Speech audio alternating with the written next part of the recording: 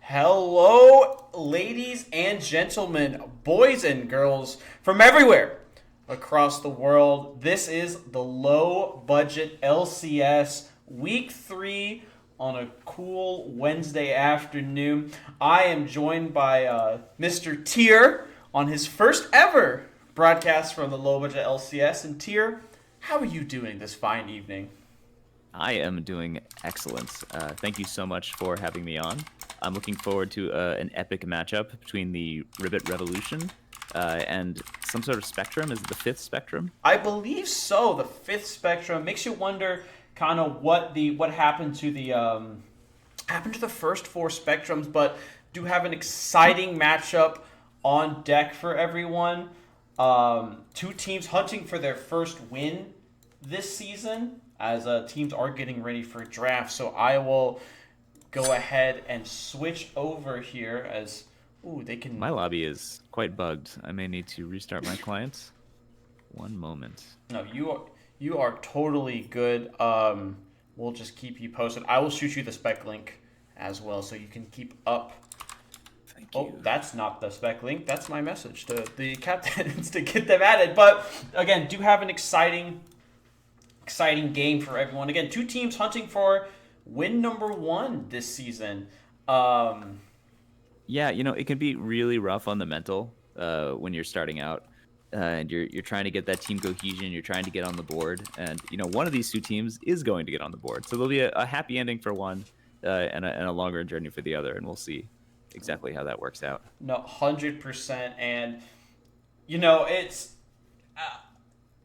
obviously like both teams kind of feel like they might be under a little bit pressure, but obviously in these kinds of leagues, it's really all about the vibes, right? Vibes are like kind of the most important thing. How you're vibing with your teammates.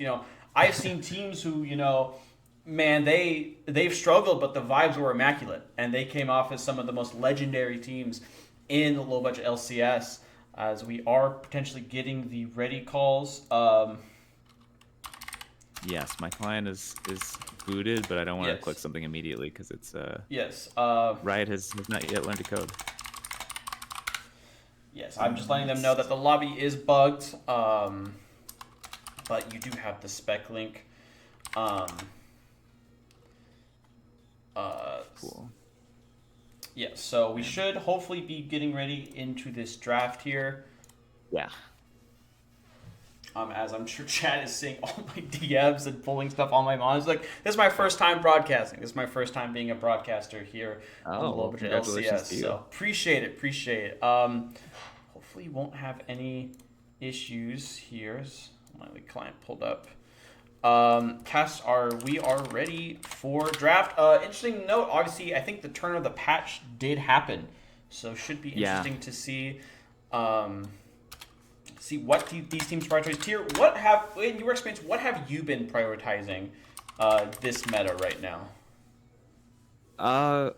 We generally don't pay much attention to the meta. I know things like Jinx Lulu and Kog'Maw, things like that are strong in the bot lane, but we believe a lot in champion mastery, so we stick to the things we're familiar with and the synergies we know work. And I don't think synergies change all that much from patch to patch.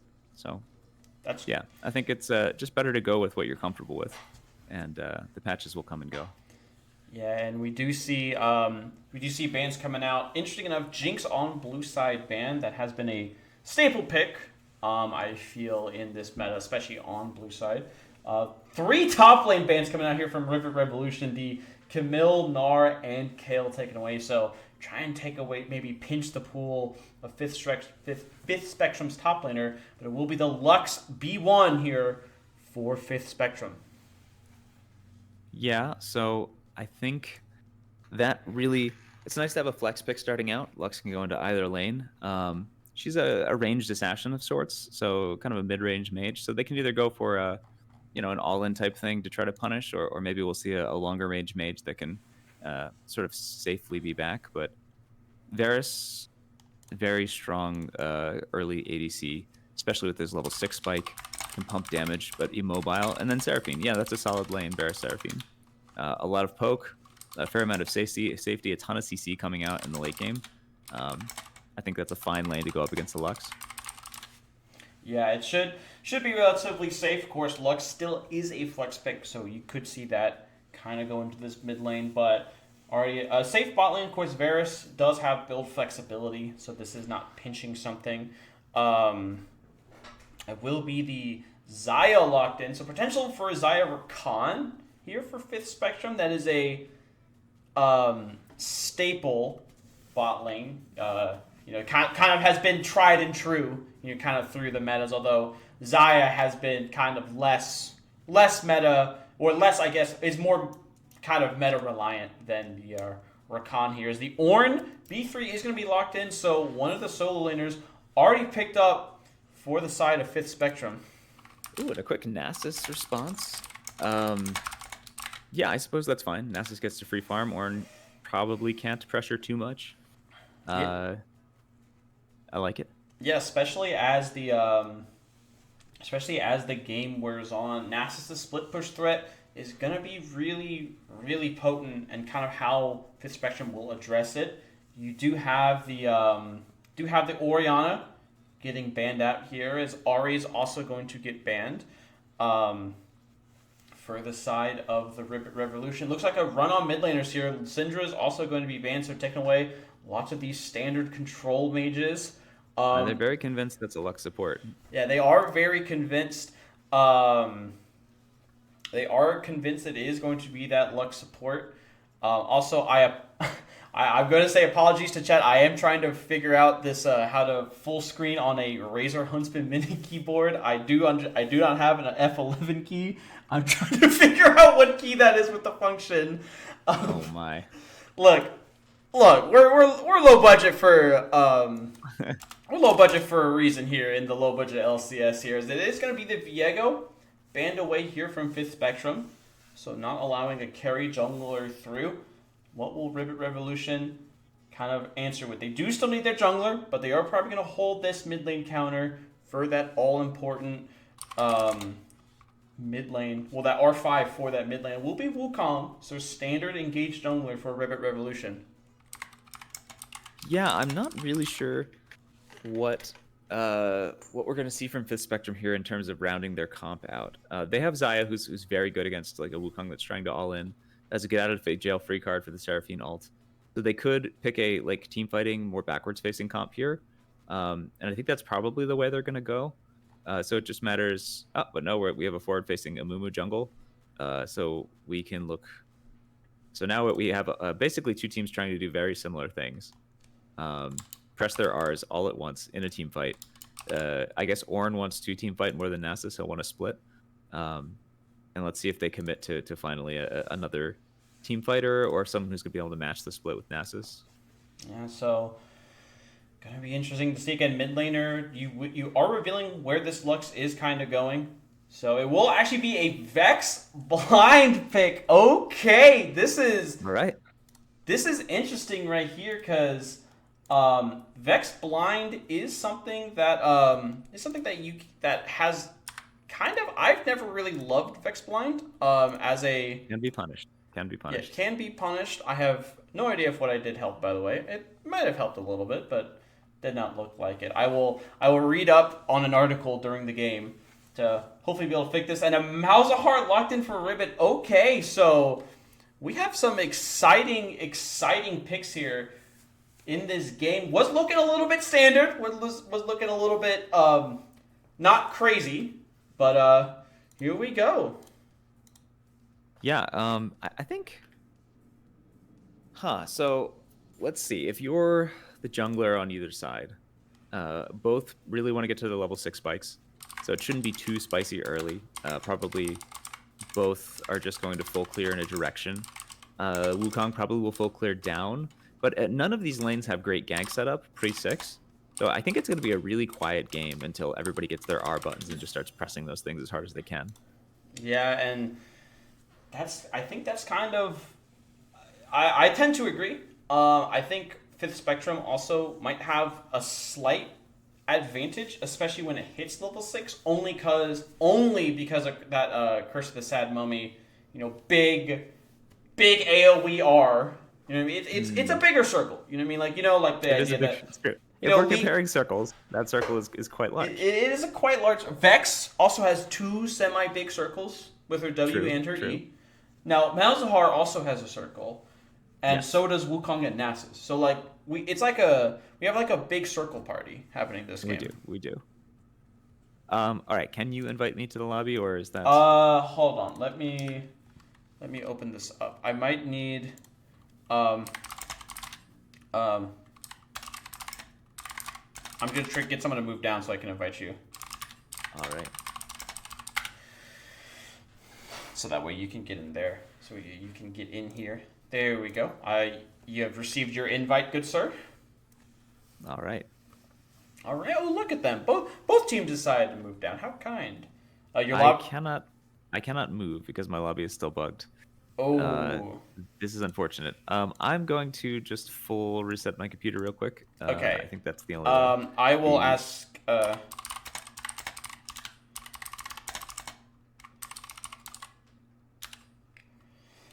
No worries. It looks like it will just be me and chat for now.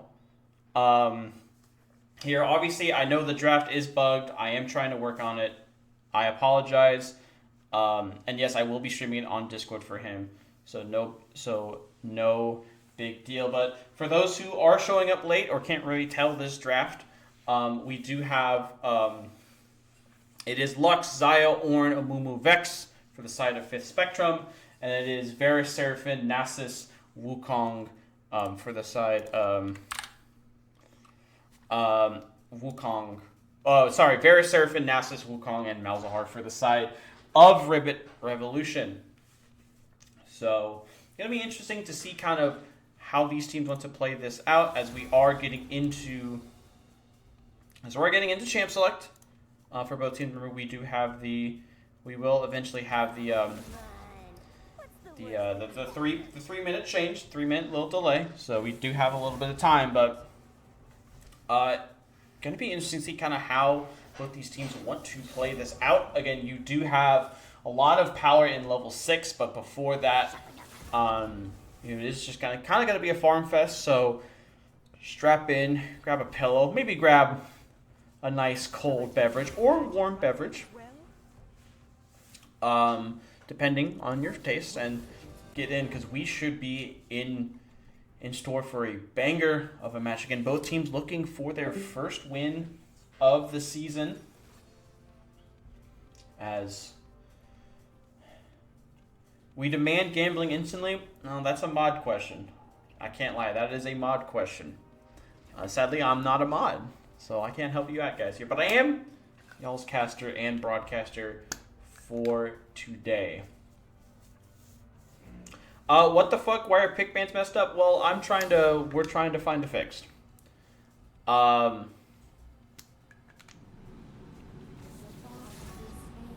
I've tried going full screen to fix it. We are working on a fix for that as soon as possible. Someone's trying to invade my. All right. Hello. Welcome back. I will stream the game for you here to get it going. That's but great. Because it turns out it was not me. It was Riot's coding. I cannot see things still. But anyway, what is happening? Is my lobby bugged now? No, I see it.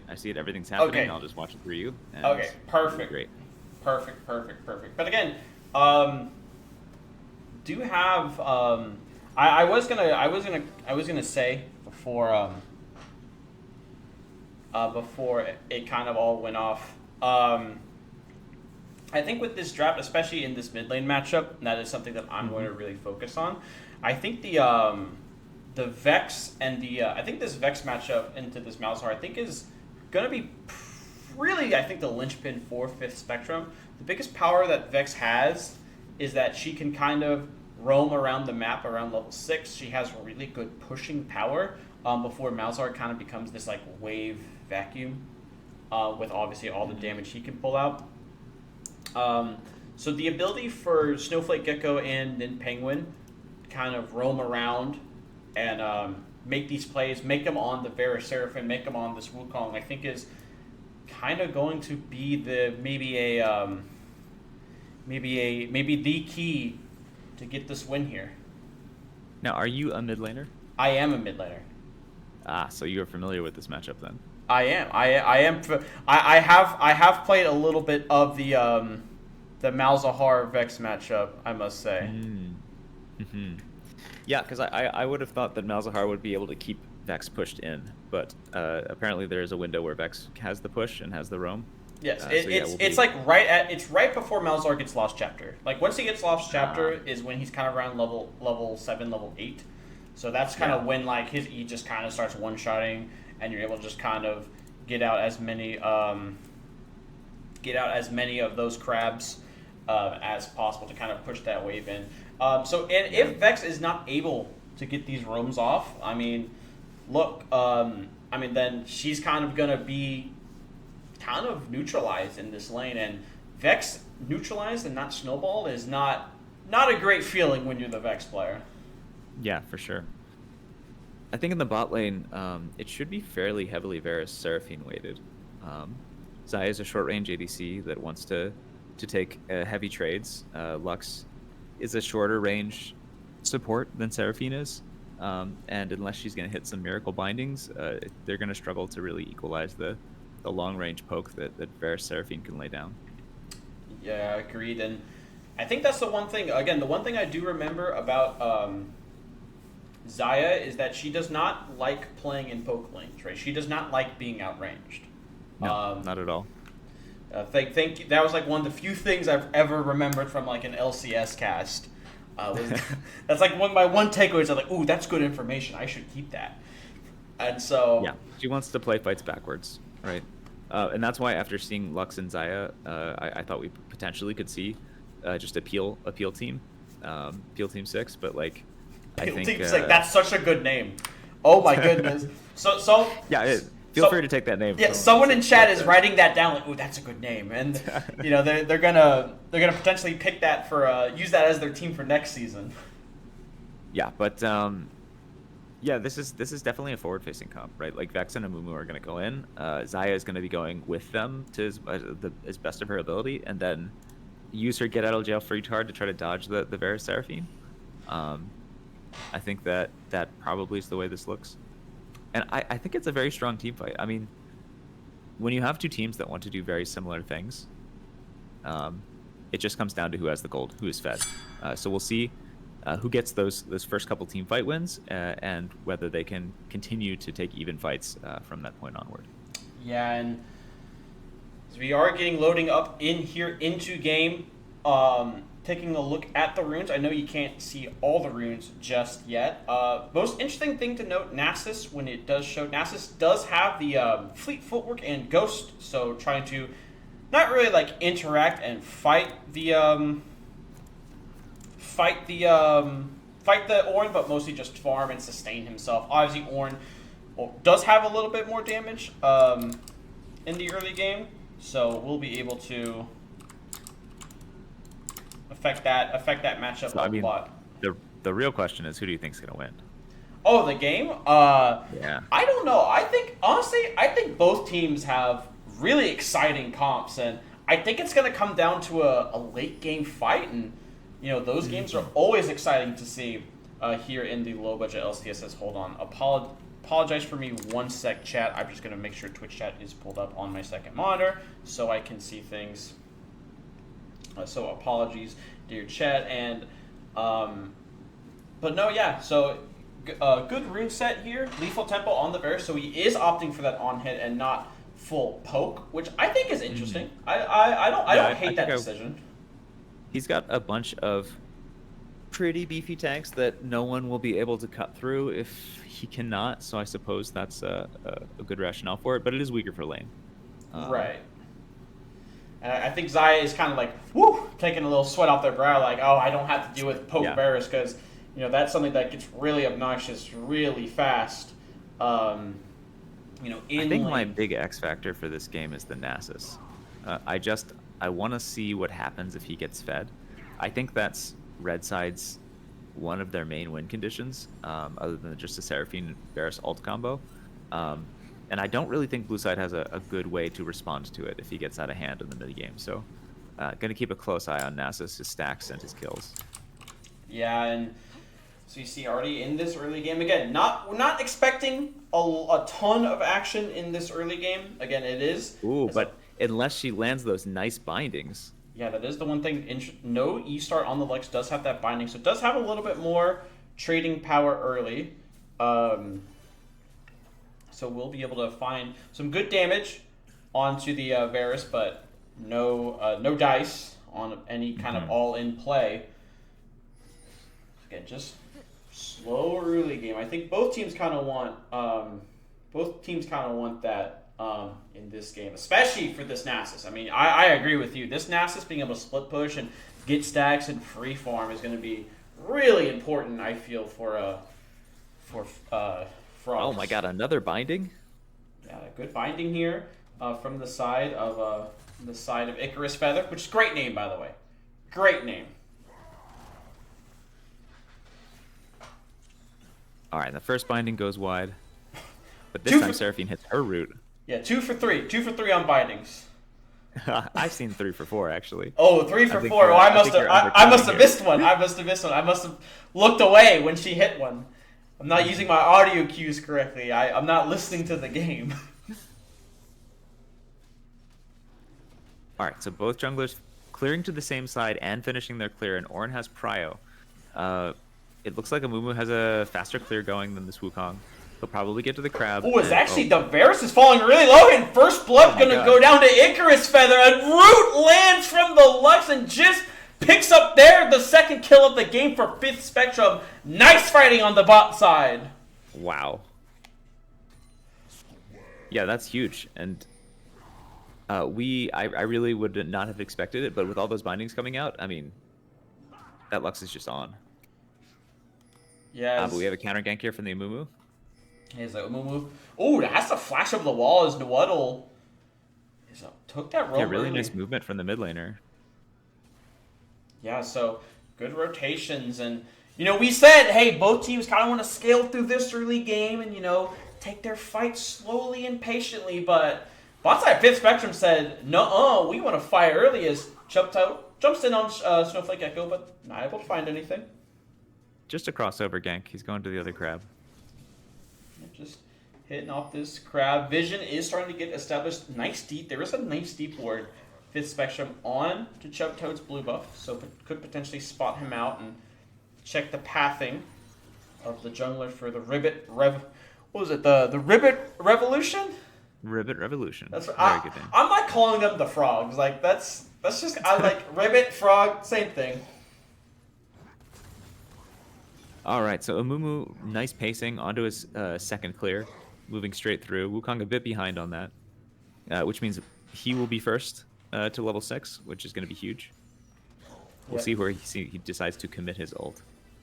Even farm, kind of across the board, obviously, except that bot lane, because Messiah getting that first blood, but Xanilin and Softball still able to kind of get their own push. Oh, Amumu makes a big decision here to pull off his clear at level 5. Let's see what he tries to do. Yeah, as a drag rush is gonna be seen. They did spot that E, so they now see the Amumu walking over. Could potentially see another early fight here. Malzahar does have first move in this mid lane. We now have battle lines drawn in the river. Vex does not have mana right now for the Shadow Surge. It looks like it is going to be a full flip here. Binding is going to land. Nwaddle flashes in and now hits the suppression, but gets stopped by Nid Penguin.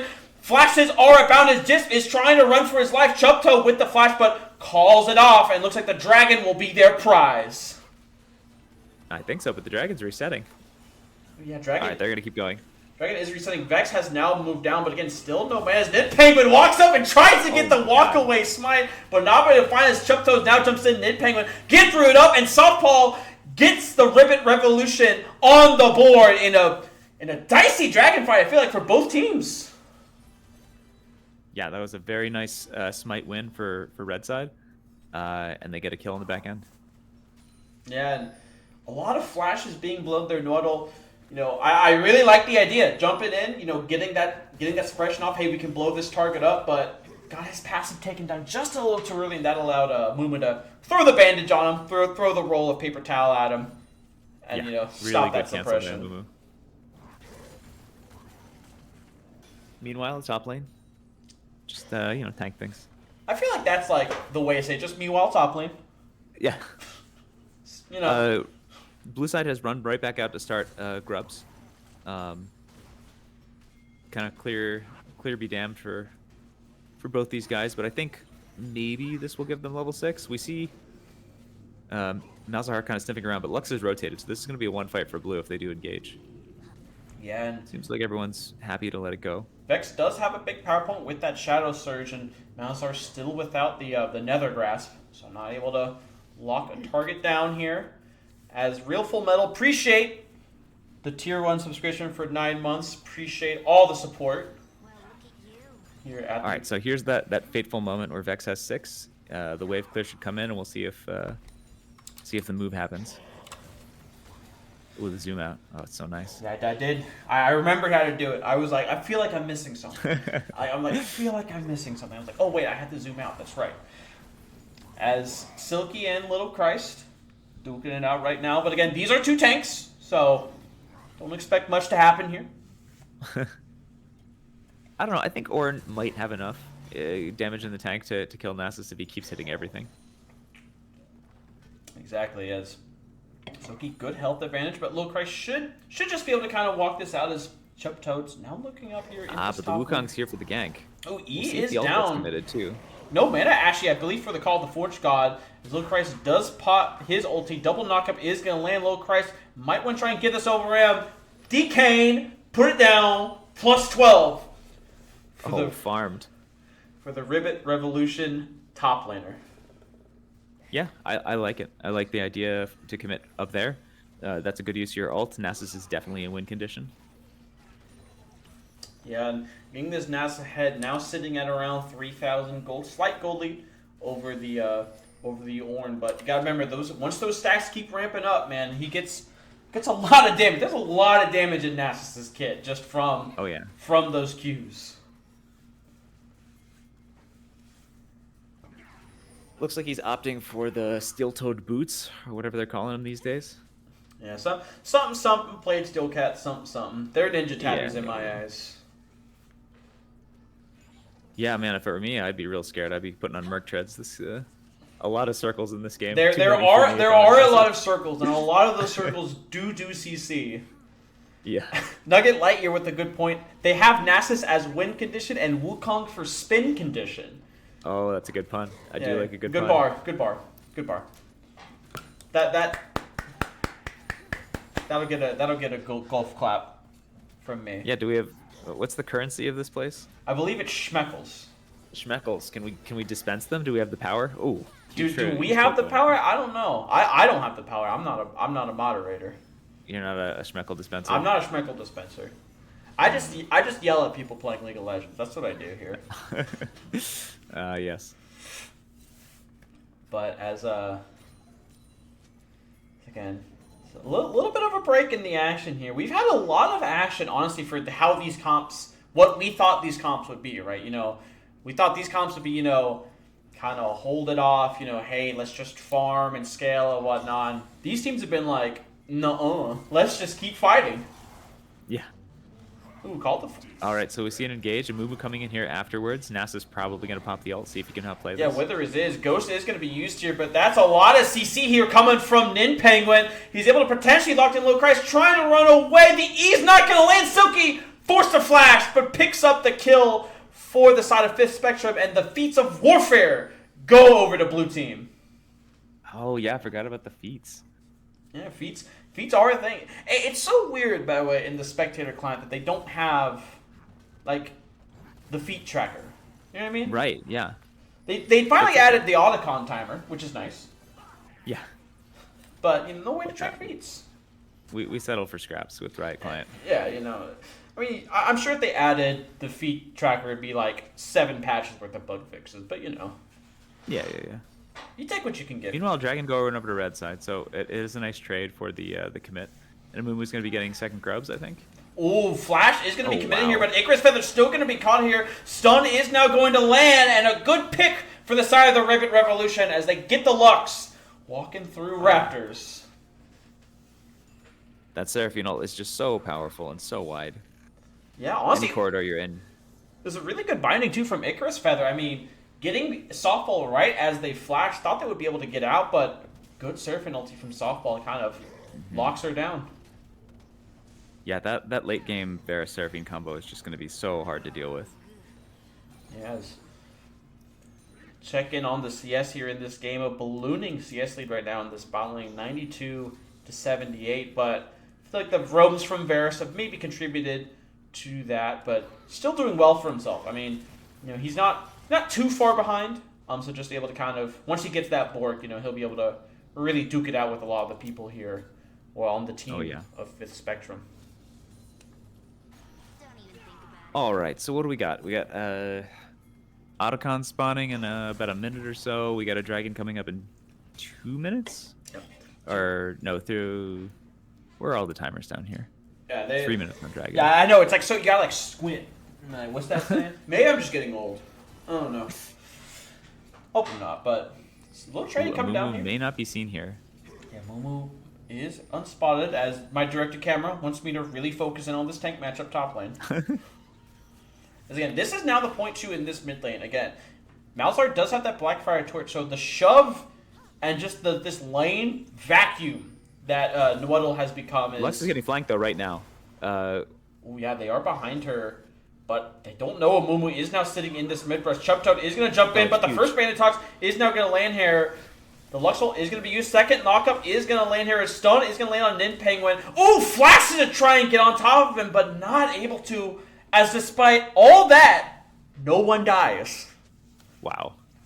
I thought it was a really good flank. It did get Lux's flash, but in the end they had to burn a flash of their own. Yeah. No, I don't think they had Seraphine ulti there. I think it's just now coming up, and I feel like that might have been a good linchpin for them, but again. Yeah, I think pressing your R's at the same time on this team is going to go a long way. Oh yeah, 100%. As right now we go back to that stalemate. By the way, if you just want to take a look at the amount of wards, it's hard to see on the mini map, but there is like a billion wards in this bot side. I know. There is like so much vision coverage. As here comes the Seraphine ulti. Here's the Seraphine ult. And Xanalen picks up his kill, gets on the board as a kill here is Silky and Lil Christ. Again, just doing what top laners do, just hitting each other, for no consequence. Look, the camera loves them. The camera does love them. I feel like the camera, like the automated camera in the spectator client is like Otacon a little bit, where it's like it's gonna go to where it thinks the most action is happening. Mm-hmm. I mean, even if that's like not true, it's like Otacon. Yeah. I feel like I would have chosen bot side if I were Otacon, but True. I mean, could you then say that the spectator client camera inspired Otacon? Ooh, is that where I wonder if it's on the same? It could be on the same code. Is that where Riot is getting their inspiration from now? Wherever the spectator thing would have spent more time. Yeah, they're like, wait, that's such a crazy idea. Or just kind of like walking in front of. Does not care about this Wukong at all. Does not care. He has a little bit of armor right now in his kit. He has a good 211 armor right now at 15 minutes. Oh my god. Cares so little. He is quite tanky. No MR though. So Zwaddle is just gonna walk at him aggressively on this Malzahar. No AP or no magic resist yet, so no MR. That is correct. That might be next on the docket though. You know what I mean? Just like, oh, I'm now against a magic damage character. Let me just build some MR really quick. Let's see. Ooh, Call the Orn. Forge God is gonna be used, but a good suppression here from Zwaddle. Flashes the snare from Zwaddle, but is he able to get out of this? I don't think he will, but he is gonna run. Needs to dodge the bandit toss. Good sidesteps, good movement from Zwaddle, but sadly you can't dodge the big Amumu circle. But great movement. It was great movement. I'm almost sad they didn't get out. Yeah, but that overload on that side does mean could potentially see some turrets falling down here as Xanalen softball. No direction camp doesn't want to see it, but they are zoning the Xayah off this wave here. Look, even when you die, if you take that many resources with you, it's going to open something up for your team. So All of the great moves were not in vain. Yeah, it looks like it will be this dragon. So third Drake going over to the side of the Ribbit Revolution, and I believe this is monster hunting, the feat of monster hunting. So yeah, it is going to be the feat of monster slaying. So the first turret to go down will be the first turret. Now, most importantly, Fifth Spectrum does have 6 grubs, so that is something you do have to worry about. Their turret taking power is really strong right now in this game. Yeah, for sure.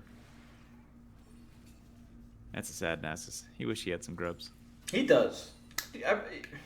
Man, Nasus with 6 grubs is... Oh, boy. I think at that point is when you go, all right, team, win or lose, I'll see you next game. Yeah. Like, no matter what happens, I will see you guys when the Nexus explodes. Oh, the bandage toss lands. Yeah, then Penguin... Is the circle recharged? Circle is not recharged. Here's Low Christ. Is going to try and walk out of this. Actually, my take Nin Penguin with him! Low Christ! And he walks away! Oh, but will he? Call the Orange Fort is going to be used down here as the automatic camera, or the Otacon camera. Flips out. The one moment it's supposed to be on them, it goes away. Yeah, would rather watch the Mouse Vex matchup as this might be first turret going to go down here. The Demolish is going to be used here. Silky just kind of taking it in Low Christ's face. Knockup is now going to land here. This could be a lot of damage. And Silky picks up Low Christ meanwhile in the mid lane. Chub Toad is using his spin condition on Snowflake Gecko, but not able to find a kill after the Vex is forced to flash. Hold on, I'm being asked. Or just has too much damage for being a tank. Rusha, is this 10 seconds meant for me, or is it meant for both of us? I feel like I know the answer, but... So, what 10 seconds? If you don't know, there's a redeeming thing that chat can do for their speckles called It Takes Two to Tango, or Takes Two to Tango, which basically is the beverage that you hand doesn't have to be an alcoholic beverage, it could just be, you know, anything. Oh, wow. Nice dodge by Zaya. As I'm explaining it, Xanolin gets deleted by Icarus Feather and Jisp. Good play there. Another turret goes down to the side of Fifth Spectrum. Mason chugged the whole thing with me. I don't think I will, but I will do this 10 seconds. All right. You got it for 10 seconds, Tyr. Well, that was a beautiful play by Zaya, and a nice binding by Lux. This bot lane has been really on. I know the Seraphine ults, or, Seraphine ult bind has hit a few times, but let's not discount how well those two have been playing down in the bot lane. All right. That was a good 10 seconds. Oh, yeah. But... as we do see some MR now being picked up by this Ornn, he does have that Negatron Cook. So I think going for that Jack shows, I think that's the build path you do for Jack shows. I mean, I'm a mage player. I literally never build that item, so yeah. Yeah. Right. What mage wouldn't want mages to build tank items, right? Oh my, this is a really ambitious. Yeah. Nin Penguin trying to potentially go for this 1v1 here, but it could all be a bait. Here comes Snowflake Gecko, but not going to use the Shadow Surge. Is just holding the wave and potentially trying to ward off the Nasus here. Amumu wants revenge for top when he got farmed. I think so. I think he does. I mean, it's you gotta find that vengeance. You know what I mean? Like, you gotta defend your honor. Yeah, League is a game where you're trying to blow up the Nexus, but secondary goal is defend your honor. Yeah. I mean, and sometimes the secondary goal takes priority over the primary goal. All right, so Otacon is spawned here. Vex has TP. Nasus TP is going to be up soon, so both will be able to join. Yeah, and what I think is important too about this is there's no turret behind Nwaddle here, so every time he has to step up to clear this wave, he is kind of putting himself potentially in danger. As Chub Toad is gonna throw that Rift Herald over the wall to potentially secure it, but here Amumu comes... has chosen the mid lane. Both junglers are posturing for this.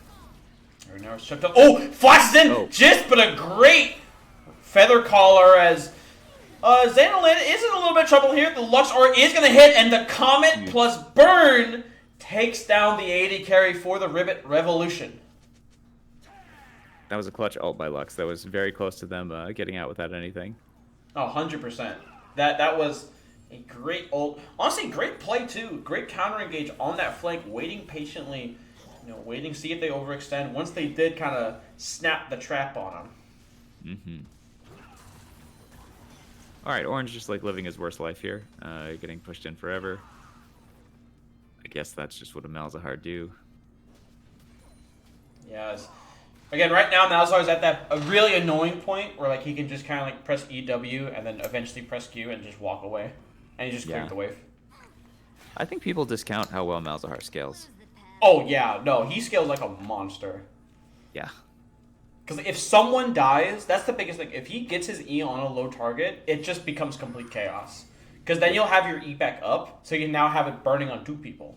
And if you hit a reset, like it just becomes complete pandemonium in fights. Yeah. This is spoken like you're some kind of Malzahar player. I'm not. Oh no. I mean, but like Malzahar has like 3 mechanics. All right, this is a huge team fight in the game. Ooh, actually. Okay, Varus ult goes wide to start. And Lux ult is also going to be used here. They don't have Seraphine ult either. Amumu ult's going to be up soon, but I don't think they can stall for it. Yeah, and There's Zaya. a lot of ults off the board Yeah, here. Zaya did take that mid turret already as Nin, Penguin, Snowflake Echo are looking. No Fear is going to be used. Your Ornn is TPing into the pit. They are going to need to be able to pull this is out up like here. right now. Chris the Sad use Mummy it on cooldown. is now available. Big Circle is available. Here comes the call of the Forge God. Trying to hit it. Knocks up the Wukong twice. Wukong's going to try and jump in. Hits a big knockup, but it's not enough. Then Penguin hits a 4-man Curse of the Sad Mummy in the backline, but does get suppressed here by Noeddle. Meanwhile, in the background, Lil Christ just trying to bunk people on the forehead.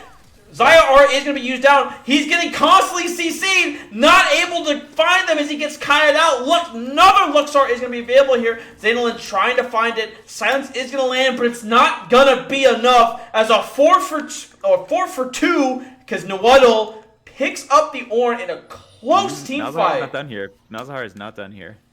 Noeddle does have full vision of this. They do have a controller available. Meanwhile, is just pushing out this mid lane, able to pick up another inner turret here. The Zaya is incredibly rich, but here comes Noeddle. Ooh, Spellshot does block the snare, but that is an all-important thing taken away here. Is now the Fear from Snowflake Echo is available. He's going to get here in time. Yeah, they are going to have to get off this dragon. And despite all that, despite the team fight win, it looks like it might be Soul here for the side of the Ribbit Revolution. Huge. Wait, Lux tries for the steal, actually misses it this time. And that's it. Huge Soul goes over. Yeah, the CC on Susan was intense. Yeah, that Nasus. Oh, I know. They're like, you know, like when you like clench your teeth, you're like, come on, like I just need to get to them, and just not able to.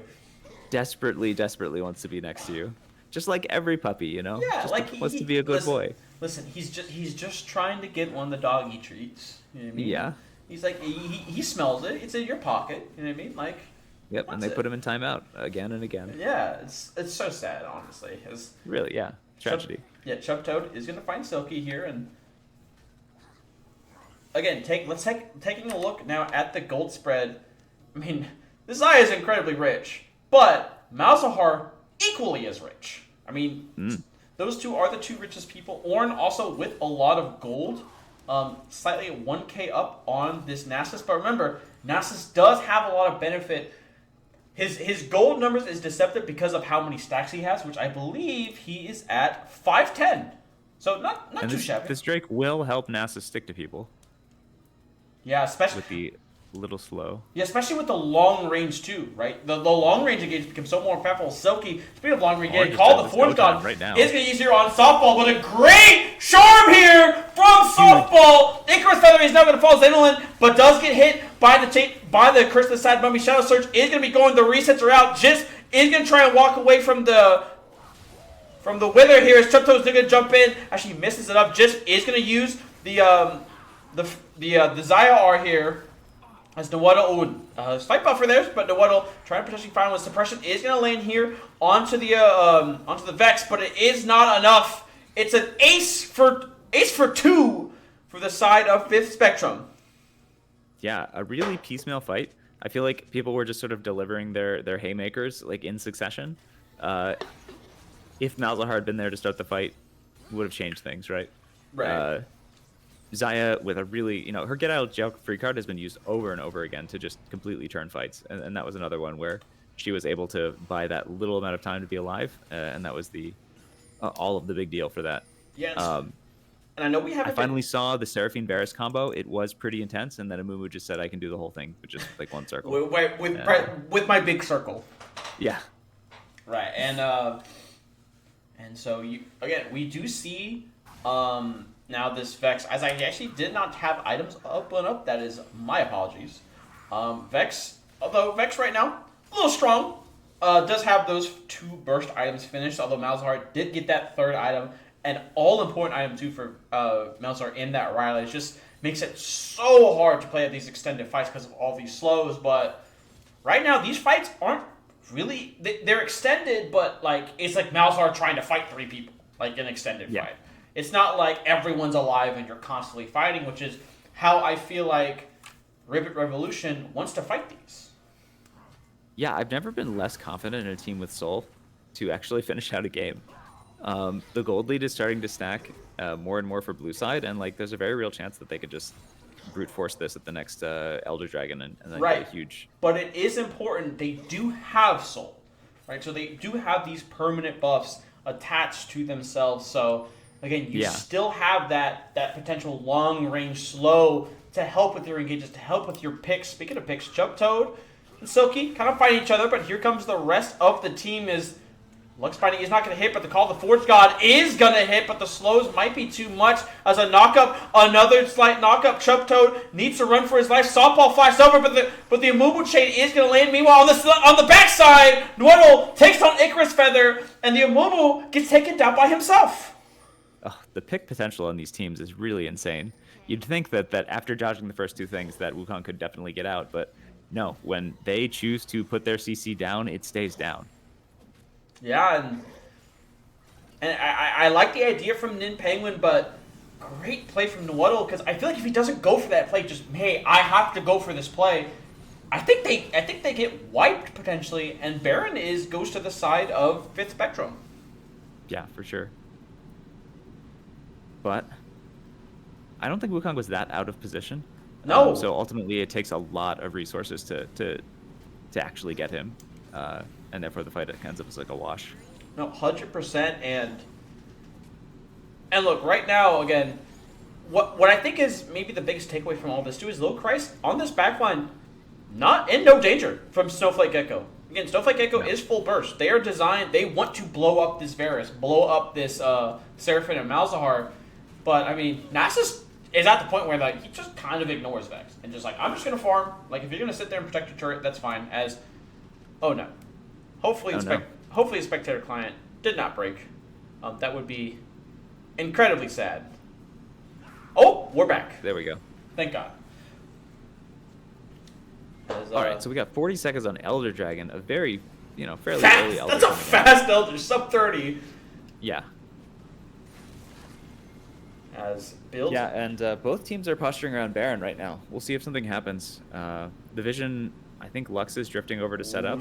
It's weird because Otacon's on the other side of the map, so you can almost trade for it if you wanted to. Ooh, Silky. Remember, he is constantly getting slow here. A reset here from the side. Another reset. Here comes another grabs here. Chub Toad is potentially going to look him here, but this is one tanky Ornn, but the CC combo is too much, and Nwuddle picks him up, and this looks like it is going to be the revive Otacon, but they're trading Elder for this. Oh my God, I don't know if this is worth it. It's definitely compensation. If they do it straight to Baron, it might be worth. I think that's what they have to do. The team with Elder could try to go right over and try to fight at Baron. Yeah, here we go. Remember, this is... Elder's taking forever. Okay, Elder is dead. They're beelining for Baron. Yeah, they are running straight here. But remember, this is on-hit Baron, so they do take this relatively fast. The outplay needs to be top, but they're going to try and hit their resets right now. Protect this Baron, protect this Otacon here. Chub Toad needs to be careful. He does need to be careful. He is right now. He is caught out. He needs to... greedy. Ooh, they do have the respawn. They're not going to go for it. They are going to go for this mid prior here, push out these waves, kind of nullify this Baron. But I think what's so important too is you have that Otacon reset to kind of nullify the first Elder Dragon. It's true. But let's see how Blue Side wants to use their time of power. Technically, I think Baron lasts a little bit longer than Elder, so they could... I think Elder and Otacon last the same amount of time, right? Yeah, I think so. Yeah, but there still is the Baron buff that'll be lingering.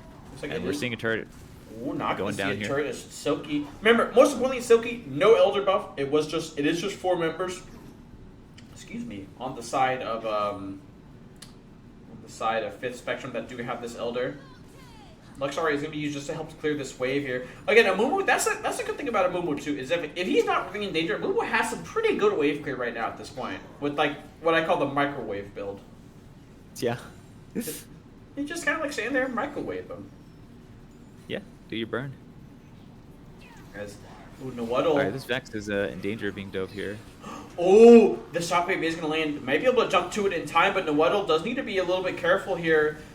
Is going to get reset here with the Otacon, but they might have bitten off a little bit more than you call. The Force God is going to be used. Here comes in Penguin, looking to potentially fight. Remember, they do have the Elder Dragon buffs, and there is no one to back up the side of the Ribbit Revolution here, as the Curse of the Side Member is going to be used. Another Withdrawn is going to be go down. 400 gold over to the side of the pockets for Snowflake Echoes. Chump does need to be a little bit careful here. Bandit Toss is going to land here. Chump is actually going to jump in and not run away. Icarus Feather's falling so low here. Is going to pick up the Icarus Feather.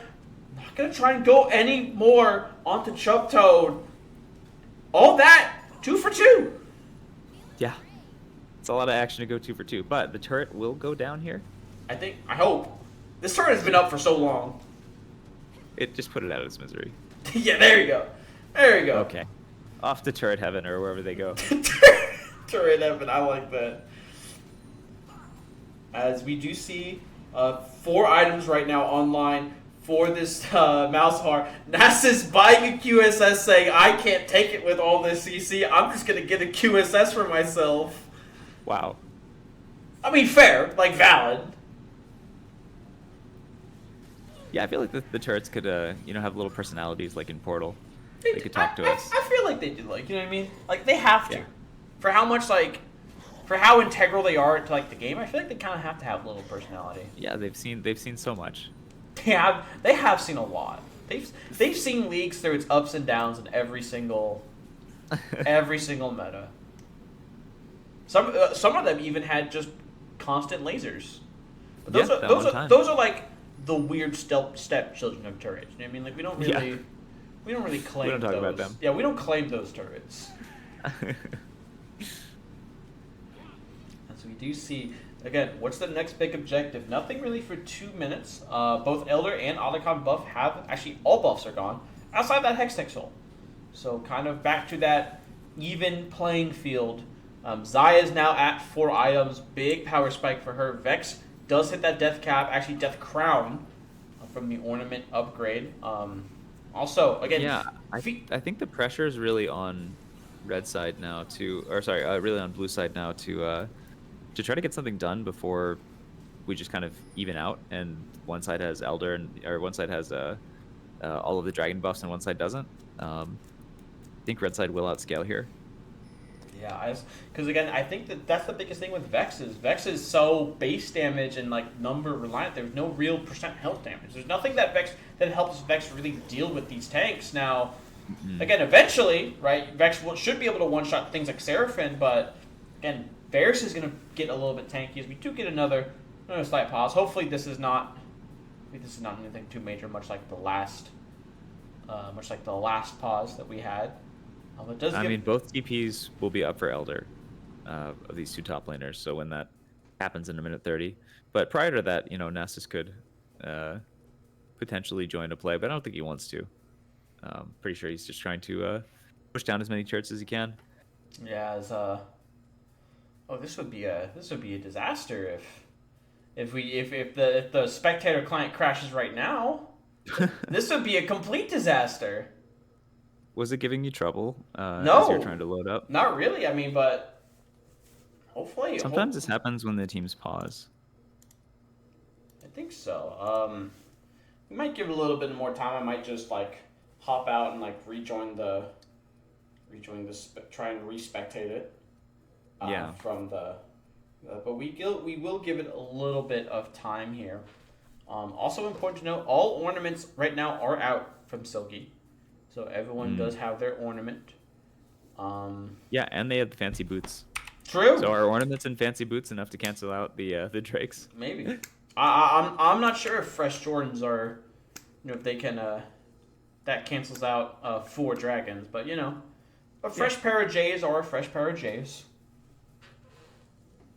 All right, so we are coming up to the point where Nasus is basically going to be full build, and then I think the chat's just gonna have to put money on whether he sells these boots and buys the Merc Treads. Maybe. I mean, listen, he does have the QSS, guys. So I don't think these armor boots are getting sold anytime soon. I'm just No, gonna be honest. this is the solution. The QSS. I mean, look, he bought it for a reason. Yeah. I'm gonna check and see if I can. Oh. No, yeah, that's me. That's me closing out the stuff. I'm just trying to see. Where is he? I might need to close out this one and relaunch it. Hold on, let me. Oh, this is so risky. I'm just gonna do it. I'm gonna do it. I'm gonna do it for the culture. Everybody report him. Yeah. Not following Summoner's Code, honestly.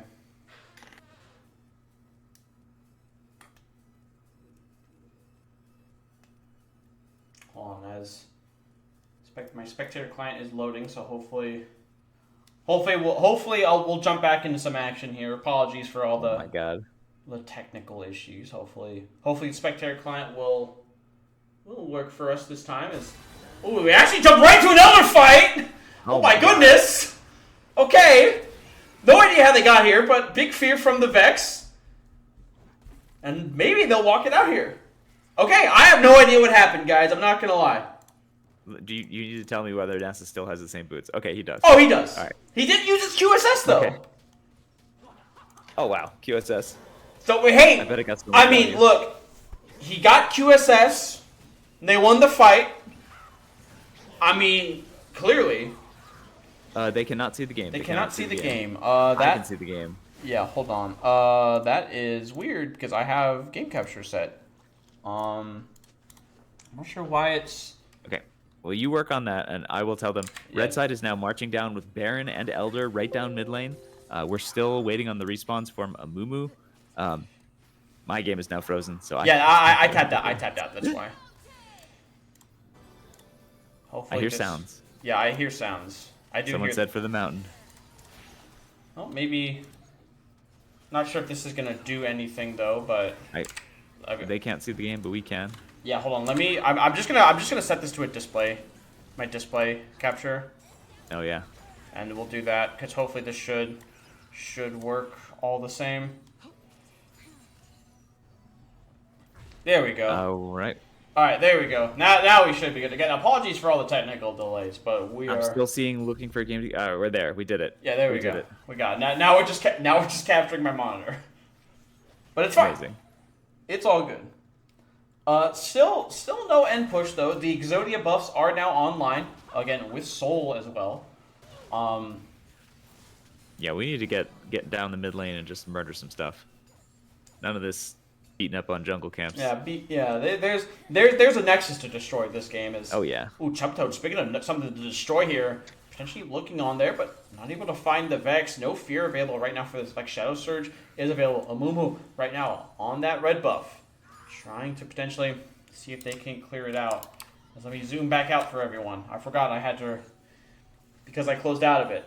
A 4K gold lead, but I think at this point in the game, gold leads are kind of null and void right now. Yeah. All right, trying to get the NASA split going. Chuptoad wandering in the jungle here. Sensing they're going to go on the Nasus. He's seen now, so that means Mumu cuts back over. He's going to put the circle down on all these squishy carries. All the fortune is going to be used here, but great Amumu flank into Shadow Surge, and there goes Xandalin. And then Penguin pick up the bot lane as another Banisher is going to land. Waddle is going to be forced to flash over the wall. Meanwhile, on this bot side, the split push for the Ribbit Revolution is on. Just is looking for Waddle to finish him off, but not able to find it as a bot inhibitor is going to fall. But a great pick on the side for the 5th Spectrum. Essentially delays what would have been a kind of base tearing fight. Yeah. That was huge. They still lose an inhibitor for it, but there is still hope here. The buffs are starting to fall off now, I think, of red side. Yeah, Spudge. I'm just trying to reset because I realized my cursor was just in the middle of the screen. No, it's okay. All right, so blue stave off the end for now. Nasus has reached the fullest build. He got that Mercurial Scimitar. He does, fully built. Yeah, hey, look, listen. I mean, think about it, right? Like you got the ninja tabbies now, so like now Zaya, this late game carry. You also have the Frozen Heart. Scimitar just gives you that QSS plus a bunch of AD, right? I mean, like he is, and like that's the thing. He's probably got well over 1,000. Yeah, he's at 918, so not at 1,000, but he will get there eventually. This guy, like, despite the build, despite everything, this guy hurts like a lot. We've achieved the late game fantasy of Nasus. Yes. Like, he's just evaporating waves like that are in his sight. And he's so hard to kill, too. Because even if you do, like, CC chain him, you can just QSS and walk out. Chat, as for stacks, chat, I think you said it's about 1,000. It's 951 right now. As speaking of Nasus sacks, he's going to look right now on the Silky. He does ult, but he's walking away. Silky is also very tanky. As, they are going to be spotted out here on Vision. Lux Binding is going to not knock up the Malzahar shield, but kind of thwart any efforts. We are in a 42-minute banger of a game. My. And this is game 1. This is game 1. A death ball ballin'. A death ball. Trying to find something to do death upon. Oh yeah, death ball be ballin'. Alright, we're going to reset for our third Elder Drake. Yeah, the third Elder Drake. Again, we have no idea how the second one was claimed. No, that's fine. It doesn't matter. We weren't there. It didn't happen. Really. We Second do know, Elder Drake's coming up. We do know the frogs got it. We do. Have they gotten 2? Or they've only gotten 1? Because they got the Baron first time. Yeah, because they got Baron and Otacon the first time. Okay, so this is the rubber match of Elder Drakes. Yes, and it is possibly game deciding as well. Zaya now reaching critical mass, full build, Infinity Edge available. Varus still has an open item slot. Does not have enough gold to kind of claim it, but he does have that Jack shows. So like with the boots and the Ornn items, like I really don't know who is scaled the most here. Probably whoever lands their abilities will win evenly win the fight. matched. But here's the most important thing: Little Christ on his side lane, he is split pushing right now. Like he has so much. He has such a massive tempo advantage. Nawaddle does get spotted out here. Spell Shield is going to go down here. Yeah, if I were red side, I would just stall this as long as I possibly could. Yeah, because let Nasus do his zesty magic. Yeah, Lord Christ and Silky. Again, this is going to be a fight of attrition, if it is going to be a fight, because they are both so tanky. As Chains of Corruptions are going to go miss here. Then Penguin is looking, but that Seraphine ulti is still available. Meanwhile, in the top lane, the tanks are hitting each other. Meanwhile, back in the bot lane, Wukong uses the portal to get over the wall. Now has a flank angle set up. They do have to be careful. They have to back up. Concede some space. Is that what's about to happen? I think so. Nasus is trying to get all these waves pushed as much as he can. Meanwhile, in the bot lane, unnoticed throughout all this, a double super wave is about to crash into the base as Lil Christ, I think he's just walking over that wave as the Penguin hits a 2-man Curse of the Sad Mummy, but the knockups are going to land. Meanwhile, on the backline, the Malzahar just completely one-tap as Snowflake Gecko is deleting everybody. A triple kill for the mid laner of 5th Spectrum, and the Nasus is going to be forced to run away as the third Elder Dragon, gets claimed by the side of 5th Spectrum, their second of the game. These Amumu, R's and Bandages have just been on point in all these fights. Right, and the follow-up, too, from Snowflake Gecko, right, to instantly jump in and just try and delete a squishy target. The fact that the Wukong, Nasus obviously couldn't have blocked it, but like none of the tanky members have been blocking these is so nice because Snowflake Gecko is placing them perfectly on the squishy targets they need to delete. As it looks like the Exodia buff is going to go down to the side of 5th Spectrum, Elder and Baron going over to blue side. Unless they're really Nasus going to feels struggle the with their waves here. They are going to have to push something all the way down. They finally have one of their inhibs come up, but Nasus got a lot done, despite them getting, both of the great neutral objectives. Game is not over yet. Yeah, game is far from over. We have hit 45 minutes in this game. Full build online now for Malzahar and Nasus. Full build online for Vex, Zaya, and Ornn. Of course, junglers trying to finish that. Supports trying to finish. Actually, Lux I think is full build. I don't think Lux is gonna buy a fifth item. I think they're just gonna have sit on the control wards, try and control as much of this vision as possible. But again, this is what's so important too about Nasus. It's hard for Nasus to do as Nwaddle all shouting, "We love a 50-minute banger." So I guess maybe a little bit early spoilers for chat. We might be going a little bit longer in this game. Well, they only need 4 more minutes. True. And it doesn't appear that these... Are they lining a wave up? Let's see if we can get a wave in here. Vex is shoving that bot lane hard, but again, it is just for an inner turret, but Lord Christ, again, just does not... Actually, that's a lot of damage, actually. But yeah, I mean, that's Elder. Like, they have the ability to take these fights if they want them. And right now, so going to see kind of what they want to do. 3-man strong mid lane, Silky. Vex is pushed off. This is a 4v3 in the mid. Nasus could take the flank angle.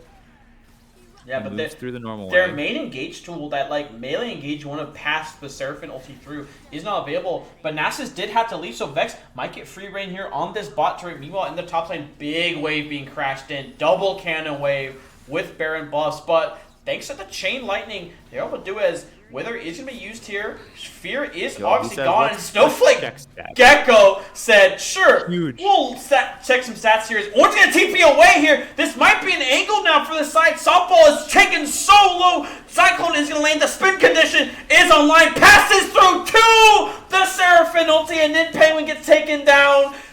Just is going to try and find nice route on, but the QSS from the Nasus coming in clutch. And they might be able to end. TP's going to be called down mid lane. Is this the game for Ribbit Revolution? I think it might be. I think it is. Ooh, call the form. Ooh, wait. How much of that wave did kill? Not enough, I don't feel like, but no other TP's available. Malzahar pushing these waves so fast. Here comes the cavalry on the side of the Ribbit Revolution, trying to get in here. Silky, again, he is so tanky. He can try and buy time to kill these waves here. No Baron available. Yeah, attack those minions. Murder the minions. Ooh, wait. Oh, he's going to get it. Kills the minions. They're not going to be able to end.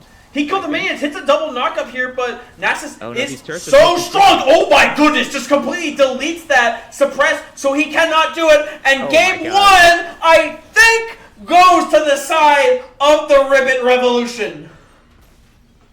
Wow. Yeah, that Nasus, he just got too strong. Just got too strong.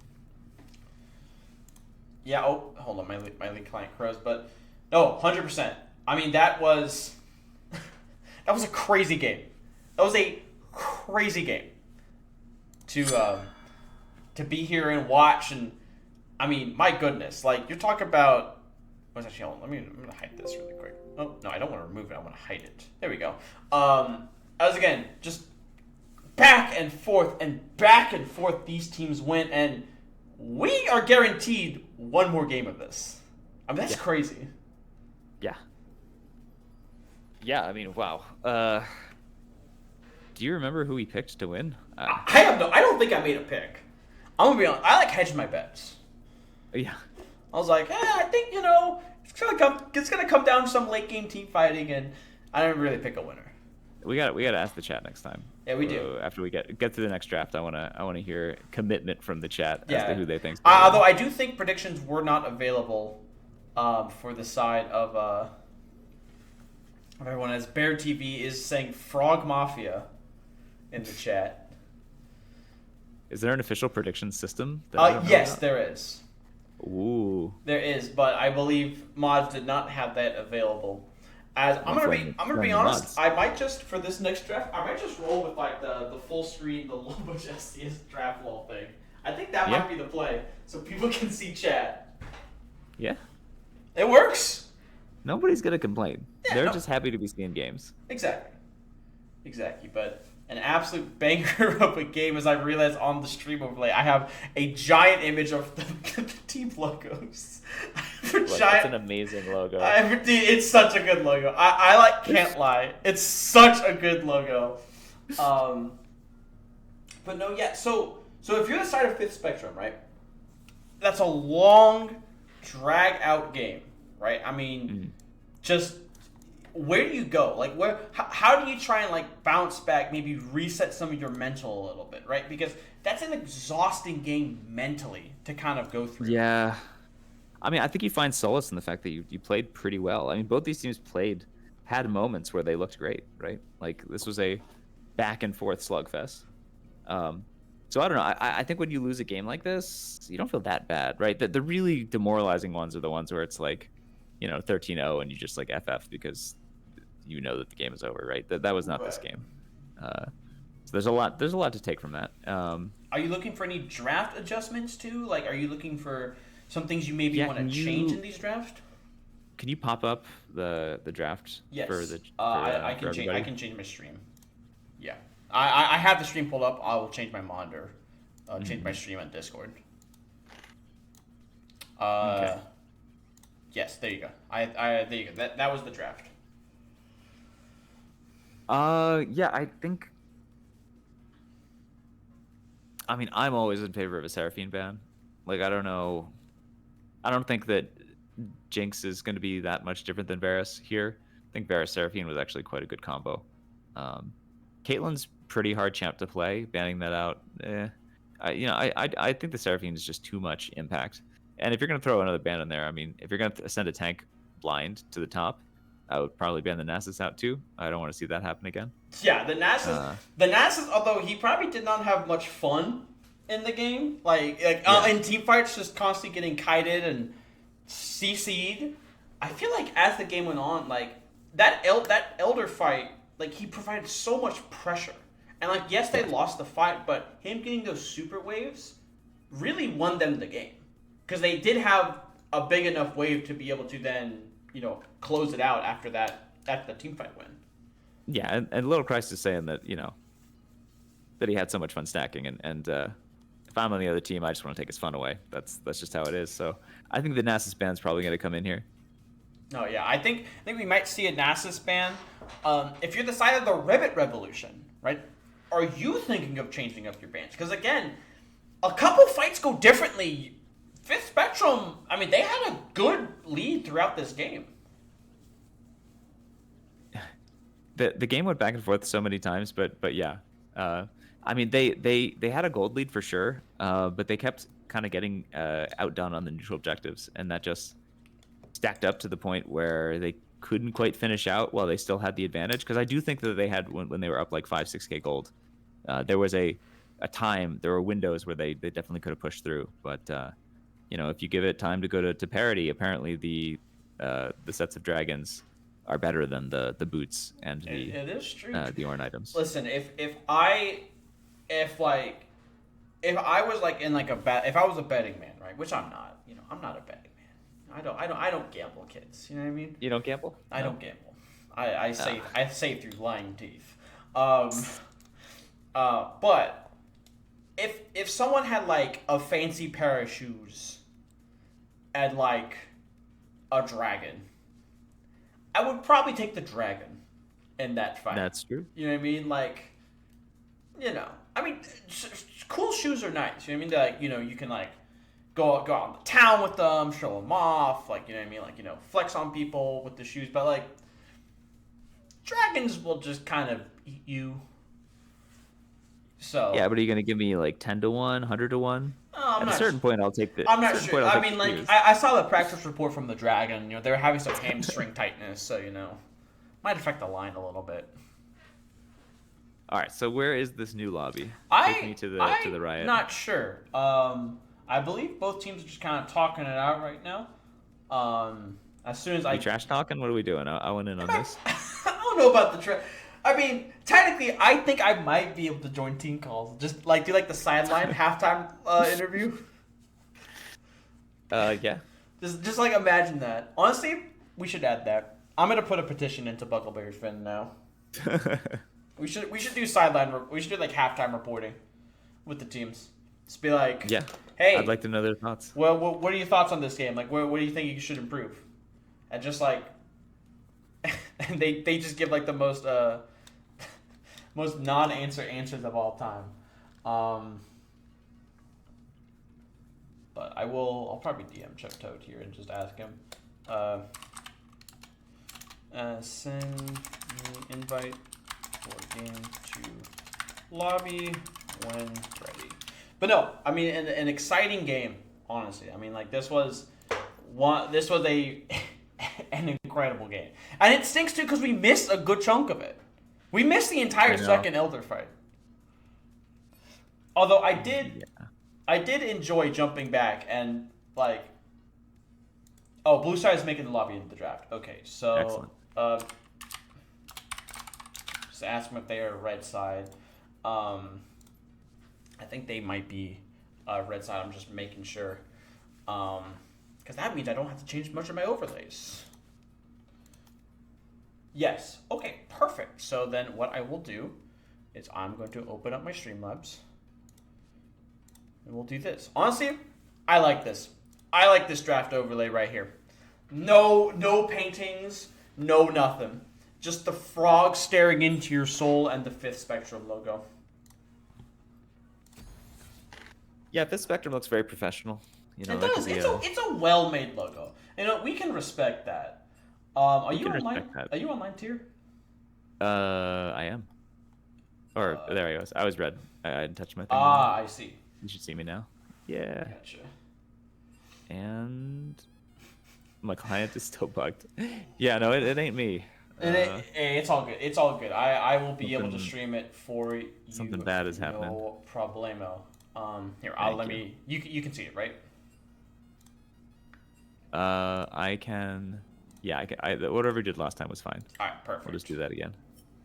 As we do see, little Christ pleading with the other team, that they know what he knows what they're thinking, and to not ban his Nasus. Which I don't know how much please will do. I mean, I feel like I would just be like, you know. Yeah. Look, the more he pleads, the more it's definitely gonna get banned. Oh yeah. It's got to be like, you know, reverse psychology. That works better.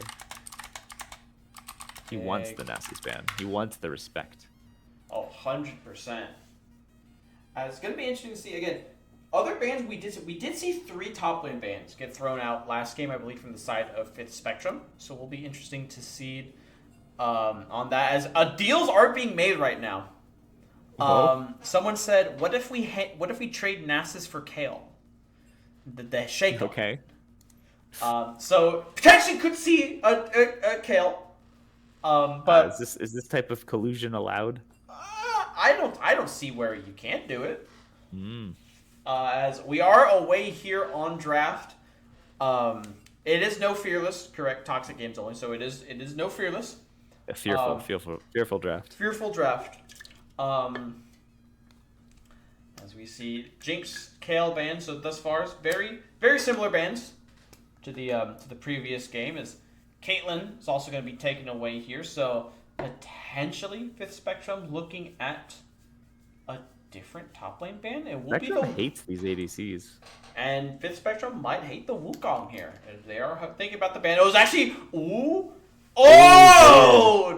Nasus for you from 5th Spectrum, banning out the dog in that top lane. So what will it be? Could potentially see another Lux B1 here. Although I think maybe you would want to go something with, you know, maybe something a little bit more standard. Oh, they will actually this would be the takeaway here. Away. Take the Seraphine away. So I like it. I like it a lot. 2 impactful champions from Ribbit Revolution last game now no longer available. What is their option this game? They could go the Xayah. I mean, the Xayah did, I feel like, do pretty well that game. You know, obviously just got caught out a little bit. And the Corki for Ribbit Revolution being hovered right now. And it looks like it will be being locked in. Locked in. All right. We desperately need an engaged support here. Yes. So Corki is one of those champions where I feel like he's like so aggressive because his base stats are just nuts. Yeah. So like anything that can play aggressively with Corki could really do well with him. I've also seen Corki Nami a little bit, kind of like as the replacement for Lucian Nami.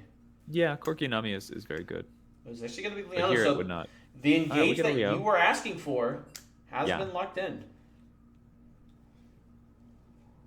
Yeah, weirdly enough, Seraphine is actually very good into Leona. Um, Seraphine is very good into Nautilus as well. Seraphine's a strange champion, but she falls into this like class that I like to call utility poke, where she's not a true enchanter, and she's not a true poke mage, but her range is long enough and her utility is enough that she just really destroys the lives of wardens and even some engagers. And so like Leona is fighting an uphill battle just because of her limited range. 100% as Fifth Spectrum saying, "Hey, we liked your draft, Ribbit Revolution. Wouldn't it be cool if we played it?" As the Wukong is like now it. picked away. As this is going to be a little bit of a change, though. It does have the Oriana, so good wombo here from Yeah, for sure. the Seraphine Wukong Oriana. That's kind of your engage setup, right? Like that's a good amount of engage to kind of start with, or to kind of have in your comp.